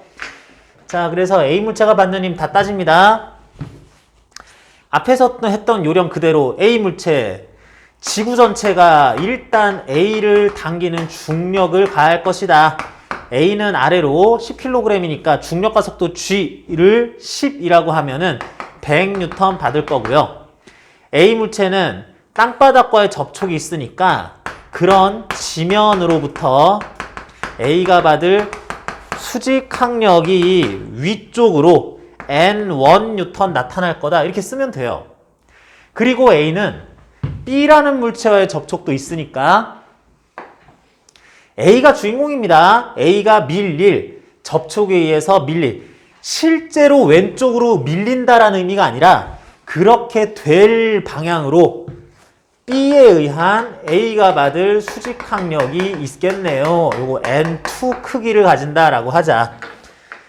다 지금 미지수란 뜻입니다. 그리고 지금 조건상 A에 가해지는 A를 누가 이렇게 손으로 밀든 막대기로 찔러서 밀든 오른쪽으로 미는 힘이 30N 있을 거다라는 것도 하나 확인을 해둬요. A는 아래, 위, 왼쪽, 오른쪽 방향으로 4개의 힘을 받고 있어요. A에 대한 힘 분석이 끝났으면 B로 넘어갑니다. B는 파란색으로 받는 힘을 표시를 해보면 B는 질량 있으니까 지구로부터 B가 받는 중력이 아래로 50N 일단 기본으로 써놓고요. B도 이 부분에 지면을 접하고 있네. 그러면은 지면으로부터 B가 받을 수직 항력 생각을 안 할 수 없겠죠. 요거 그냥 N1, N2 했으니까 나는 N3요 라고 하자. 그 다음 B가 주인공이 돼서 전체 상황을 다시 해석하는 거니까 B에 접촉한 지면 및 B는 A가 나한테 붙어있네 이런 생각을 하겠네요. A로부터 B가 받을 수직 항력이 오른쪽 방향으로 N4라고 하고 싶었는데 이걸 쓰려다 보니까 잠깐만 이미 우리는 B가 A한테 수직 항력 요거를 구해본 적이 있어요. 근데 얘는 상황 보니 A가 B에 가는 수직 항력이에요. 이게 그 유명한 작용-반작용 관계구나. 뭐 주고받는 물체 BA, AB 뒤집어져 있고요. 수직항력이라는 요 접촉에 의한 수직항력이라는 힘의 종류가 공통이기 때문에 얘도 작용-반작용 관계이기 때문에 A가 받았을 그 수직항력의 크기를 같은 크기로서 오른쪽으로 받아야 되겠다. 이렇게 써줍니다. 그래서 A와 B가 받는 힘은 이러한 A 4개, B 3개, 위, 아래, 오른쪽 방향의 힘을 받는다라고 하자. B가 받는 힘은 더 이상 없습니다.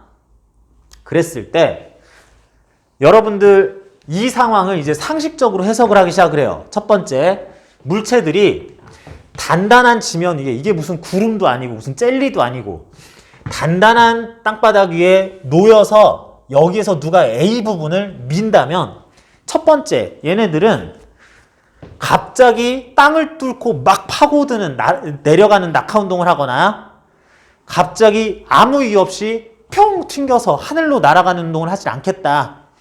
A도 그러지 않을 거고 B도 그러지 않을 것이다. 무슨 얘기야? A와 B는 위아래로는 가속 운동을 하지 않겠다. 아예 안 움직인다. 뭐 A를 낙하시키려는, A를 날려버리려는 이런 힘들은 없어야 되겠다. 실제 작용이 일어나지 않아야 된다. 중력 100, 위로 N1 결정이 안 됐으면 얘가 100 되어서 야 우리는 실제로 작용하면 안 돼. 해야지 된다. 그래서 A가 받을 수직항력은 100N이에요. 땅바닥으로부터 받을 수직항력은.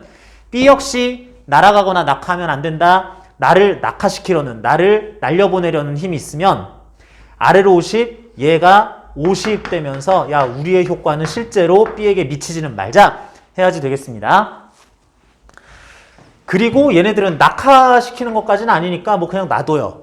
그 다음에 다시 한번 상식을 씁니다. 땅바닥 위에 A와 B가 놓여 있는데 A를 밀면 A를 당기면 B 놔두고 얘 혼자 가면 되죠. 근데 A를 이런 식으로 밀면 B 통과 이럴 리가 없으니까 가자. 그래서 같이 가야 되죠. 무슨 얘기야? 붙어서 함께 가야 된다.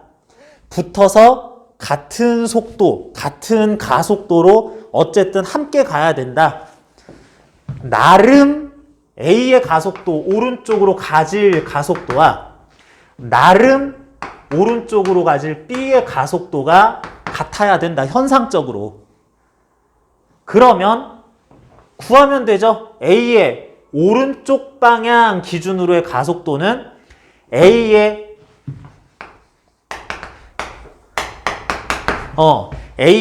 오른쪽 방향 가속도는 A의 질량으로 A 거 구하는데 남의 거 쓰면 안 됩니다. A의 질량으로 A가 받을 오른쪽 방향의 힘을 나눠주면 돼요. 30이네. 이건 왼쪽이니까 왼쪽인 거는 마이너스 N2라고 써줍니다. 오른쪽 방향으로 B가 가질 가속도는 B 질량 5분의 나는 오른쪽으로 힘 받아 N2라는 크기의 힘을 받아. 여기 써줘요 이렇게. 이게 같아야 된다라는 뜻이네요. 그랬더니 우리는 어떤 두 분수가 완전히 똑같다면 분모의 합으로 만든 분수분의 분자의 합으로 만든 분수도 또한 같다라고 알고 있어요. 가비엘이. 그래서 30-N2 플러스 N2 해버린 그냥 30 남아서 2m/s 제곱 플러스 2m/s 제곱으로 가속도가 공통가속도로서 구해진다. 요렇게 갑니다. 선생님 근데요 질문 있는데요. 이 30N이 A에만 가해지는 것처럼 얘기를 했잖아요. A에만 가해져.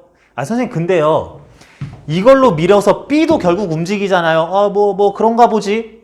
그러면 30N으로 A도 밀고 B도 미는 거 아니에요? A도 밀면서 30N이 B에도 가해지는 거 아니에요? 아니에요. 자, 어떤 두 물체가 있는데 A를 미는 힘이 있어요. 이걸 보고 A를 밀지만 B도 밀고 있다라고 할 때, 자, 내가 이렇게 밀고 있어. A는 접촉을 통해 수직항력으로 밀고 있나 보네. 그럼 나는 B한테 어떻게 힘을 가하고 있니? 이런 힘의 종류는 없습니다. 그냥 접촉해서 이거 밀 뿐인데 나는 여기 접촉 안 했는데요 하는데 얘가 B를 힘을 가해서 밀다라고 해석하는 거는 근거 없는 해석이에요. 자, 그래서 여기까지만 해석을 해서 가속도 구해서 같다라고 놓고 쭉 계산만 해주면 된다. 그래서 두 물체의 공통 크기일 가속도의 크기는 2m/s 제곱 하고요. 예제 3번에 A가 B에게 가는 수직항력 이게 뭐냐? A가 B에 가는 수직항력 요거니까 오른쪽으로 10N이네요 라고 구하면 되겠다. 추가적으로 물어보는 건 이런 식으로 구하면 됩니다. 4번은 A와 B는 똑같은데 30N을 B 측에서 왼쪽으로 이렇게 밀고 있다라고 하네요. 설명은 조금 잘못 나와 있어요. 미안합니다. A, B가 낫다 했는데 B를 왼쪽으로 30N으로 밀고 있을 때라고 그 그림 따라서 이 표현은 바꿔줘야 되는데 오타라고 할 수 있어요. 이거 잘못 나온 건 좀 고쳐주고요. 그랬을 때 이 상황에서 두 물체 가속도 및 A가 B에 가하는 수직항력이라는 거 이것도 구해보자 그랬는데 이거는 구하면은 같은 값도 있고 조금 달라지는 값도 있어요. 3번하고 여러분 한번 직접 보시고요. 자, 나왔습니다. 줄 나왔어요. 나왔어요. 도르래도 나왔어요. 5번과 6, 7, 8번 가면서 줄 등장, 도르래 등장했을 때 이때 물체가 받을 힘들 중에 장력을 고려해서 이런 거 풀어야 되는 문제인데 자, 5번 먼저 봅시다. 역시 땅바닥이 있어요. 여기에 줄에 달린 두 물체 A와 B가 있는데 자, A, B의 질량은 각각 3kg, 2kg라고 하고요. 이 상황에서 B에 뭔가가 나를 잡고 이렇게 당긴다라고 하네요. 그러는 힘의 크기가 10N이라고 그래요. 자, 손이 잡고 당긴다 뭐 이렇게 얘기하면서 그냥 외력이니까 그러려니 하면 되는데, 자, 이런 그림에서 표현된, 문제에서 표현된 B에 가해진 힘, 요게 B가 받는 힘입니다. 자, 이거는 표시되어 있는 대로 그대로 써놓기만 했고요. 자, 처음부터 다시 A 물체가 받을 힘, B 물체가 받을 힘 따져봅니다. A 물체, 지구가 A를 당기는 중력이 기본적으로 아래로 A의 질량에 곱하기 중력과 속도 30N만큼의 크기로서 가해진다. 다음, A 물체는 지면을 접촉하고 있기 때문에 그 지면이 A에 가하는 수직 항력이 N1N 이렇게 하자. 다음, A에는 드디어 줄이 달려 있으니까 뭐라 그랬니? 줄 달려 있으면 줄 자체가 특정 물체에 가하는 장력이 있다 그랬죠? 이 줄이 A에게 가하는 장력이 T뉴턴, 그 줄에 의해 당겨질 방향, A 입장에서 당겨질 방향은 이쪽이네요. 힘 3개 받아요. 됐어요. 끝. B가 받는 힘 따집니다. B는 지구로부터 B가 받을 중력이 20N 아래로. 다음, B에는 땅바닥이 접촉해 있으니까 B가 밀릴, 그 녀석 때문에 밀릴 방향으로 수직으로 지면이 B에 가는 수직항력, 요거 N2라고 합시다.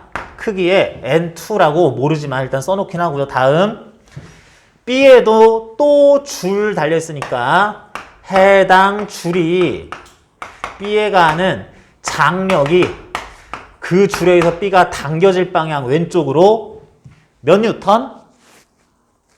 요거를 T뉴턴이라고 볼 거예요. 크기를 T라고 볼 겁니다. 뭐냐면 아까 T라는 크기 썼었는데 이번에도 또 T라고 같은 크기를 공통으로 쓸 거예요. 결정은 안 됐지만 같은 크기를 공통으로 쓸 겁니다. 줄이 A에 가하는 장력하고 줄이 B한테 가하는 장력을 모르지만 일단 크기를 같을 것처럼 놨는데, 그렇게 볼 수 있는 이유는 뭐예요? 두 힘이 작용 반작용 관계예요? 아니에요? 줄이 A에 가하는 장력과 줄이 B에 가하는 장력이 작용 반작용 관계예요? 아니에요? 아닙니다. 여러분, 아니에요. 이거 뭐야? 줄이 A에, 이거 뭐야? 줄이 B에 가는 장력. 요거 뒤집으면 안 되네. 작용 반작용 관계 아닙니다. 그래서 이거는 작용 반작 관계가 아닌데도 크기를 같게 놨어요. 그건 왜 그럴까라고 했을 때 이건 설명을 다시 해야 됩니다. 이건 왜 그러냐면 이 줄이 A에 가는 장력이고 그 줄이 B에 가는 장력이잖아요. 줄은 한 줄에는 모든 부분에 일정한 크기의 장력이 걸려 있어요. 그걸 A한테도 주고 B한테도 준다. 이렇게 해석을 합니다. 작용 반작용 관계가 아니라는 거는 명확해요. 주고받는 물체 너 분석 뒤집어져 있는 관계 이거 아니기 때문에. 그런데 그러면 원칙적으로는 T1, T2구나 하고 구분해야 되는데 그 줄이나 이 줄이나 장력을 줬던 줄이 똑같은 애면은 같은 크기라고 놓자라고 하는 게 규칙이에요. 됐습니다.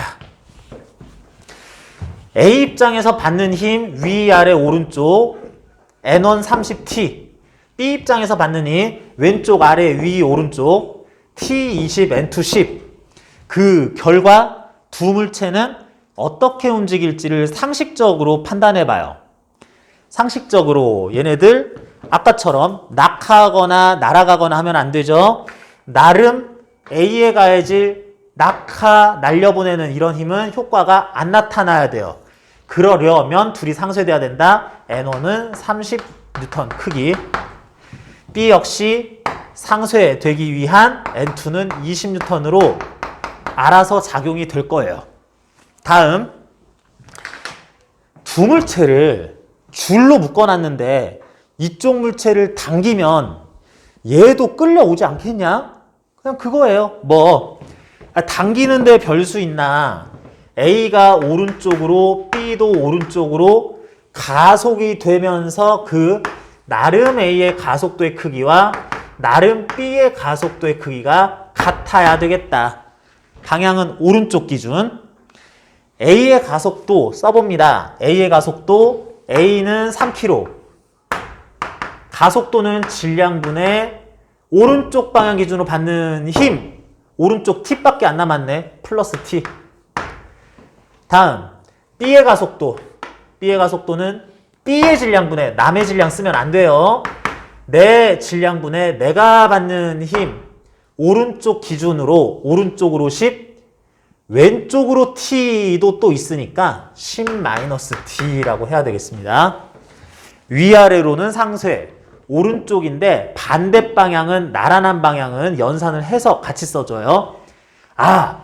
그게 같아야 되겠네. 두 분수가 같다면 분모의 합분의 분자의 합으로 만들 새로운 분수도 또한 같다. 계산해 보니 2m/s 제곱이네. 그러면 T는 6N 나와야 되겠네. 줄에 걸렸을 장력이 6N이구나. 이렇게 구합니다. 자, 그래서 예제 5번에서는 앞에서는 수직항력 비슷한 역할을 약간 장력이 대체한 느낌이 들어요. 자, 그러는데 요게 장력 다루는 기본 내용이고 탄성력 제외하고는 주요 문제 풀 때 주로 나오는 힘들을 한 번씩은 다 봤어요. 그런데 여러분들이 수직항력과 장력 다루는 거 특히 도르래가 나와서 이거는 그냥 묶여 있으니까 되는데 도르래 나와서 장력 다루는 거 어려워하는 경우가 많은데 이거랑 아주 유사하게 약간 더 개념을 조금 확장해서 응용해 주면은 일단 6번 같은 문제가 풀릴 수 있어요. 6번까지는 일단 같이 풀고 넘어갈게요. 6번에서는 언제나 모든 문제는 똑같이 풀어요. 똑같다는 게 무슨 뜻이냐면 A 물체가 있다. A는 2kg다. B 물체가 있다. B는 6kg다. 질량이. 그러면 얘네들을 전체적으로 한 물체로 보거나 이렇게 있는 물체를 억지로 이렇게 펼쳐놓는 이따위 일은 하지 않습니다. 이렇게 하다가 물리 와르르 무너지는 거예요. 물체 이렇게 있는데 이거 줄을 이렇게 펴보면 이거랑 똑같잖아.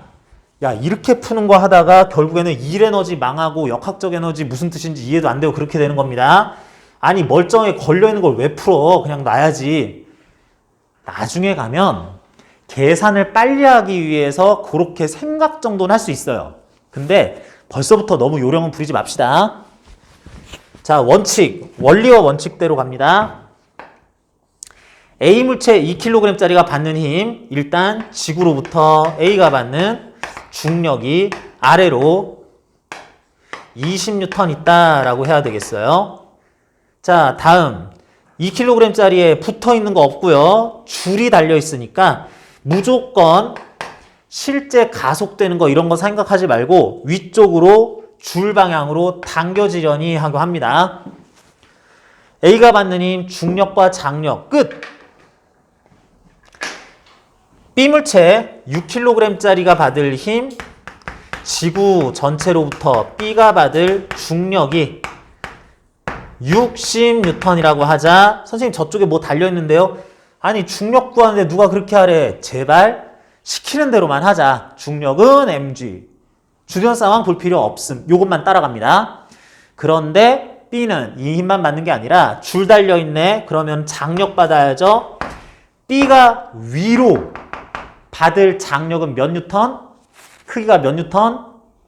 T뉴턴이라고 해줘야 되겠다.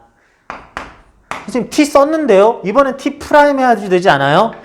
T를 썼기 때문에 지금도 T죠. 왜? 이 T 뉴턴 장력은 이 줄이 주는 거였고 그 줄이 여기서도 B에게 가하는 장력은 같은 줄이니까 t뉴턴 똑같게 두자. 얘하고 작용 반전 관계 당연히 아니고요. 그랬을 때, 자, 이 물체들을 이제 손을 놓으면 이제 상식 들어갑니다. 물체들 어떻게 움직일까요? 선생님, 낙하해도 안 되고 날아가도 안 되니까 얘네들 t는 20이에요. 그리고 t는 60이에요. 말도 안 되죠? 그런 식으로 생각할 필요가 또는 할 수 있을 조건이 아니라는 겁니다. 아니, 여기 뭐 아무것도 없잖아. 좀 이렇게 올라가거나 뭐 내려가거나 이럴 수도 있지. 그런데 억지로 가만히 있어야 된다. 그런 얘기 하면 안 되고요. 자, 그래서 뭔가 날아가고 낙하고 그러면 안 된다는 조건을 이번엔 못 썼어요. 그런데 이 상황에서 만약에 A가 가볍고 B가 무거우니까 질량이 작고 크니까 A는 위로 올라가고 B는 오히려 아래로 내려갈 것 같아요.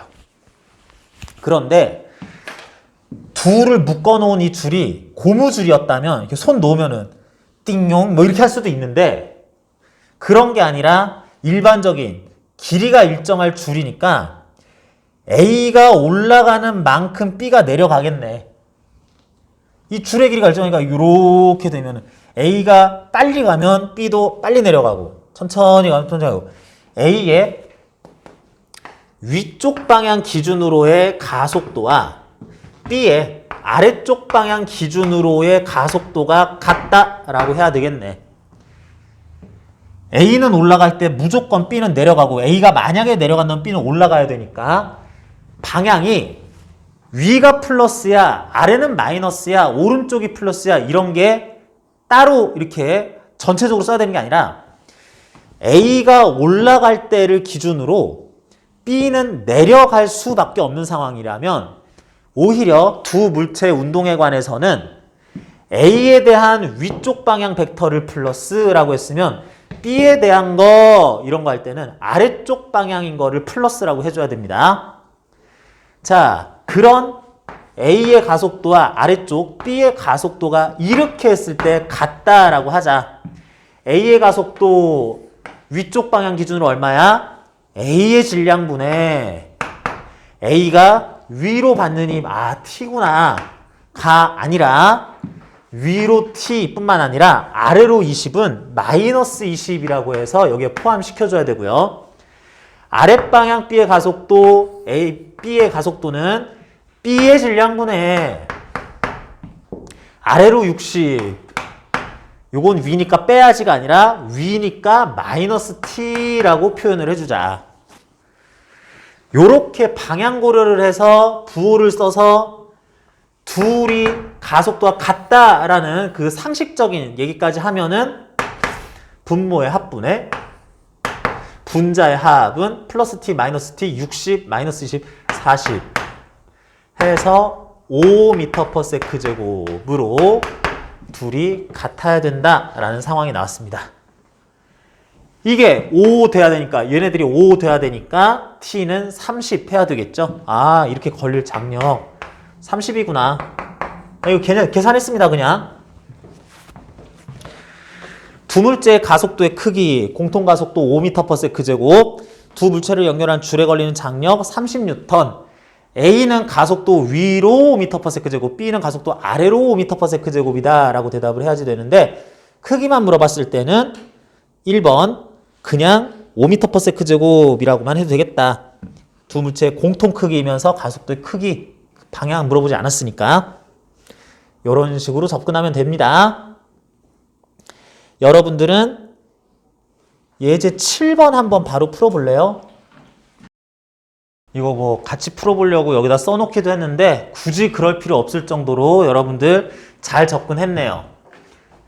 A 물체는 사실 중력, 수직항력, 장력, 접촉, 수직항력, 줄, 장력 받고 있고 B 물체는 중력, 줄만 있네, 장력 받고 있는데 A와 B의 상황이 다르죠. A와 B는 A는 오른쪽으로 움직이거나 왼쪽으로 움직일 수 있는 상황인데 위아래로 움직일 수 없는 상황이라서 얘네들을 일단 상쇄시키기 위한 힘으로 크기를 정하고 상쇄하고 출발하자. 근데 B는 위아래로 네 상황하고 내 상황하고 나는 위아래로 움직일 수 있어 하니까 함부로 중력을 장력과 상쇄시키지 말고 이대로 놔두자라고 한 다음에 여기 줄이 길이가 일정하다면 이게 내려가는 만큼 A도 오른쪽으로 갈 거니까 A의 오른쪽 방향 기준으로의 가속도와 B의 아래쪽 방향 기준으로의 가속도가 같아야 되겠다. A의 질량 15, A의 오른쪽 방향 가속도는 그냥 15분의 T. B는 아래쪽으로의 그 가속도가 나는 5km요. 나는 아래가 기준이에요. 50 위로 T, 50-T다 라고 한 것으로서 분모의 합 20분의 분자의 합 50 남네요. 그래서 이 항에서 쓰게 되면은 뭐 2분의 75, 뭐 37.5N 이런 식으로 표현도 가능하고 가속도 쓸 수 있어요. 자, 여러분들 요거 얘기하다가 잠깐 이것도 점검을 한번 해보는 게 좋을 것 같아서 물어보는데, 자, 여기 다시 물체 두 개가 천장에 연결된 고정도르래, 천장에 붙어있을 고정도르래에 연결이 돼 있을 때 여기 A 물체도 6kg이고 B 물체도 6kg이에요. 그런데 둘이 A하고 B가 높이가 달라요. 질량이 완전 똑같습니다. 손을 살짝 놓을 거야. A와 B는 어떻게 돼요? 자, 요거 잘 잡고 있다 가만히 있다가 손을 싹 놓으면 높이가 다른 A와 B는 손을 놓으면 어떻게 돼요? 그대로 가만히 있습니다. 무슨 얘기 하려고 그러냐면 꽤 많은 학생들이 요거 질량이 아까는 2, 6 그랬으니까 이렇게 가는데 질량이 서로 다르다면 무거운 쪽으로 끌려갈 텐데 질량이 같으면 높이가 다르네? 높이 같아지러 가자 할 것처럼 생각하는 경우들이 있어요. 무슨 얘기냐면 저울은 두 물체를 올려놨을 때 하나가 무겁고 가벼우면 이쪽을 눌러도 손 떼면 이렇게 가고, 무게가 똑같으면, 질량이 똑같으면 이렇게 놨었어도 이렇게 되고, 이렇게 억지로 눌렀다가 손 떼면 또 이렇게 되니까 저울 생각해서 이것도 높이가 다른 게 어색해서 이렇게 되겠지라고 생각할 수도 있는데, 그렇다고 치고 한번 해보자.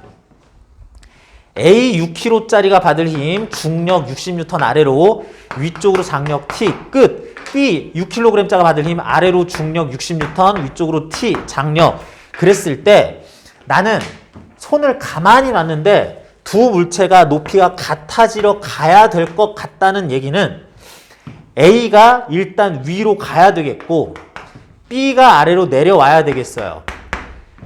정지 상태에서 놨는데 두 물체가 요렇게 가속이 돼서 속도가 생겨서 가야지 일단 높이가 맞춰지는 거니까 그렇게 간다 칩시다. A의 가속도 위쪽 방향, B의 가속도 아래쪽 방향으로 나왔을 때 두 물체에 줄 달려있는 상황은 똑같으니까 그렇게 될 A의 위쪽 방향, 위에 있었던 B의 아래쪽 방향 가속도의 크기가 같다면 구하면 돼요. A의 가속도 위쪽 기준으로 6분의 T-60 하고 B의 가속도 6분의 아래로 60-T가 같다고 주장하는 겁니다. 둘이 더하면 12분의 0. 0 되려면 T는 60, T는 그래도 60 해서 장력이 구해지는 것까지 아무 문제 안 생겨요. 그런데 계산하니까 뭐가 나와요? A와 B의 가속도가 위로 0, 아래로 0이란 얘기다. 뭐 니네들이 정지 상태에서 내가 손을 살짝 놨으면 계속 가만히 있으라는 얘기입니다.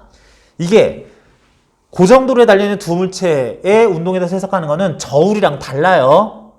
요거 잘못 알고 있는 친구들 많이 있어서 추가로 설명 한번 해봤습니다. 질문으로 굉장히 자주 들어오는 얘기예요.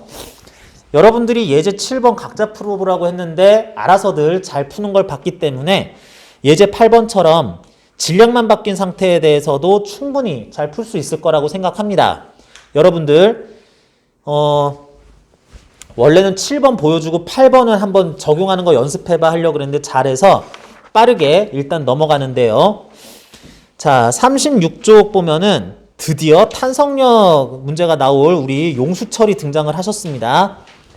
자, 용수철 문제들 중에서 탄성력이 섞여 있는 거는 아주 많지는 않은데, 탄성력은 문제에서 나오고 일 에너지 부분 들어가서 일 에너지 정리하면서 탄성 포텐셜 에너지 하면서 또 자꾸 나와가지고 이걸 안 하면 안 돼요. 근데 굉장히 비중이 적어요.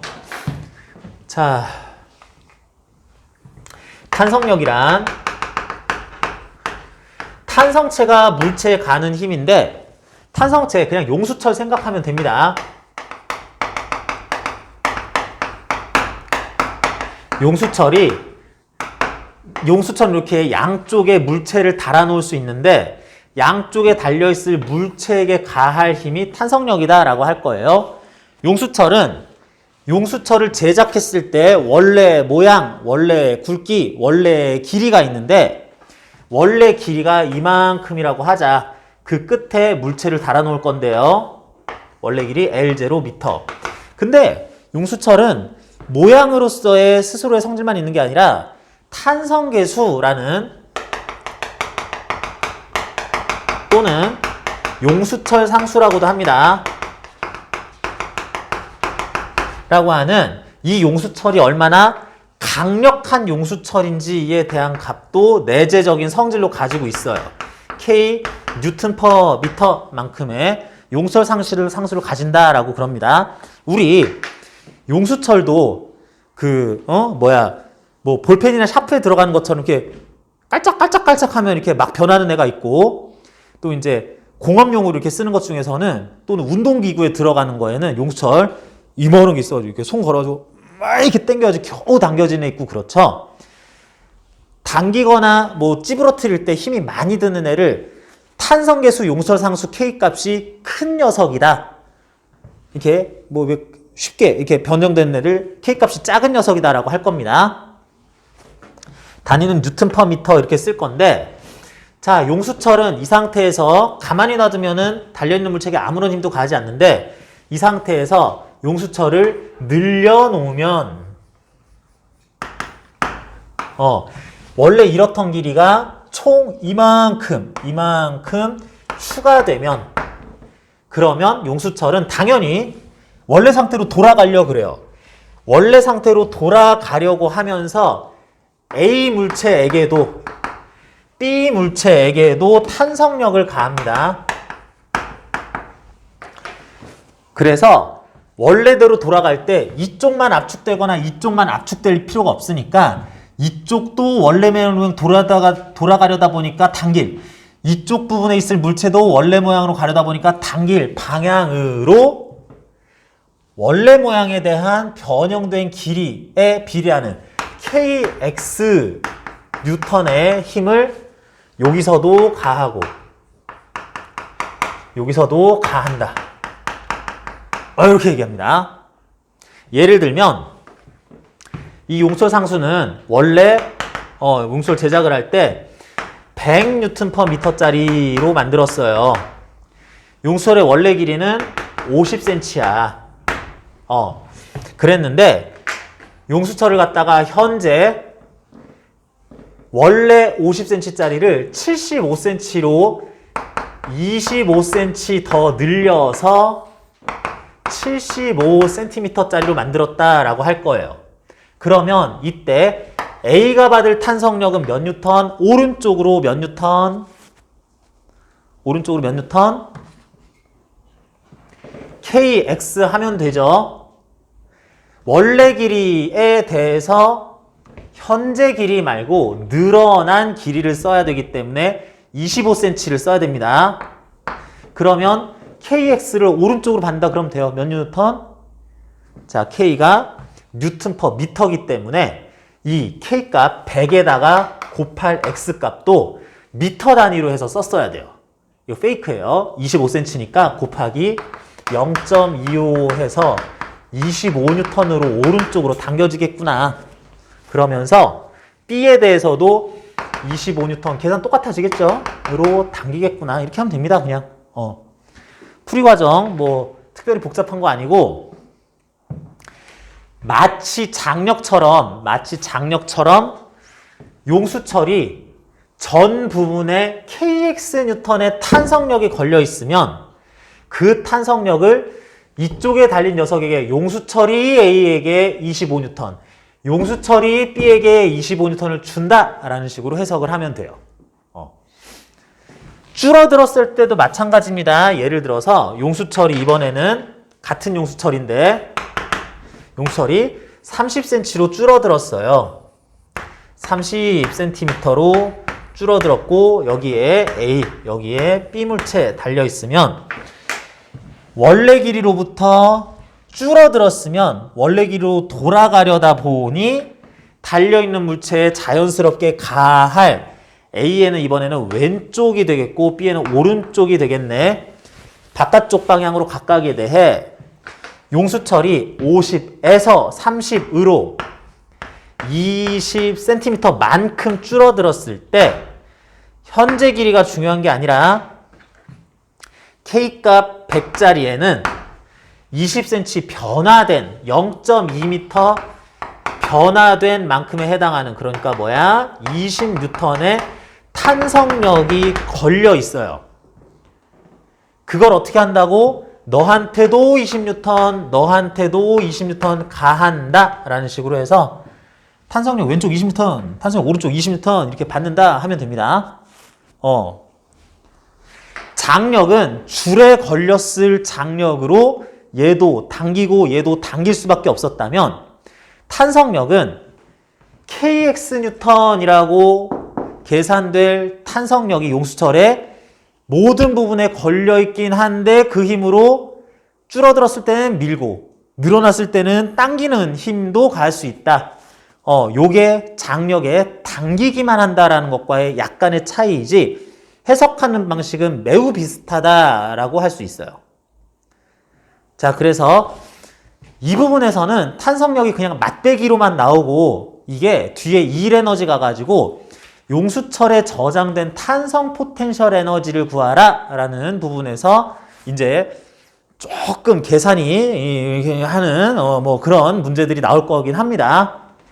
자, 그러는데 탄성력 속엔 요 정도만 하고 일반적인 문제들의 경우에는 여러분들이 풀어야 될 것들에 중력, 수직항력, 장력들 방향 표시하고 빼먹고 못 구하지 않고 그래서 그것들의 합력이 얼마야 되는지 찾아서 값 구하고 가속도 구하고 하는 것들이 주로 나오고 탄성력은 매우 상당히 드물게 나오는 편이기 때문에 요 정도만 얘기를 했는데 여러분들은 이거 풀 수 있을 것 같아요.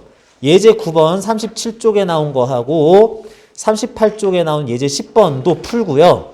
집에 가서는 여기까지 나오는 연습 문제 풀어왔으면 싶은데 집에서 풀어 오시고요.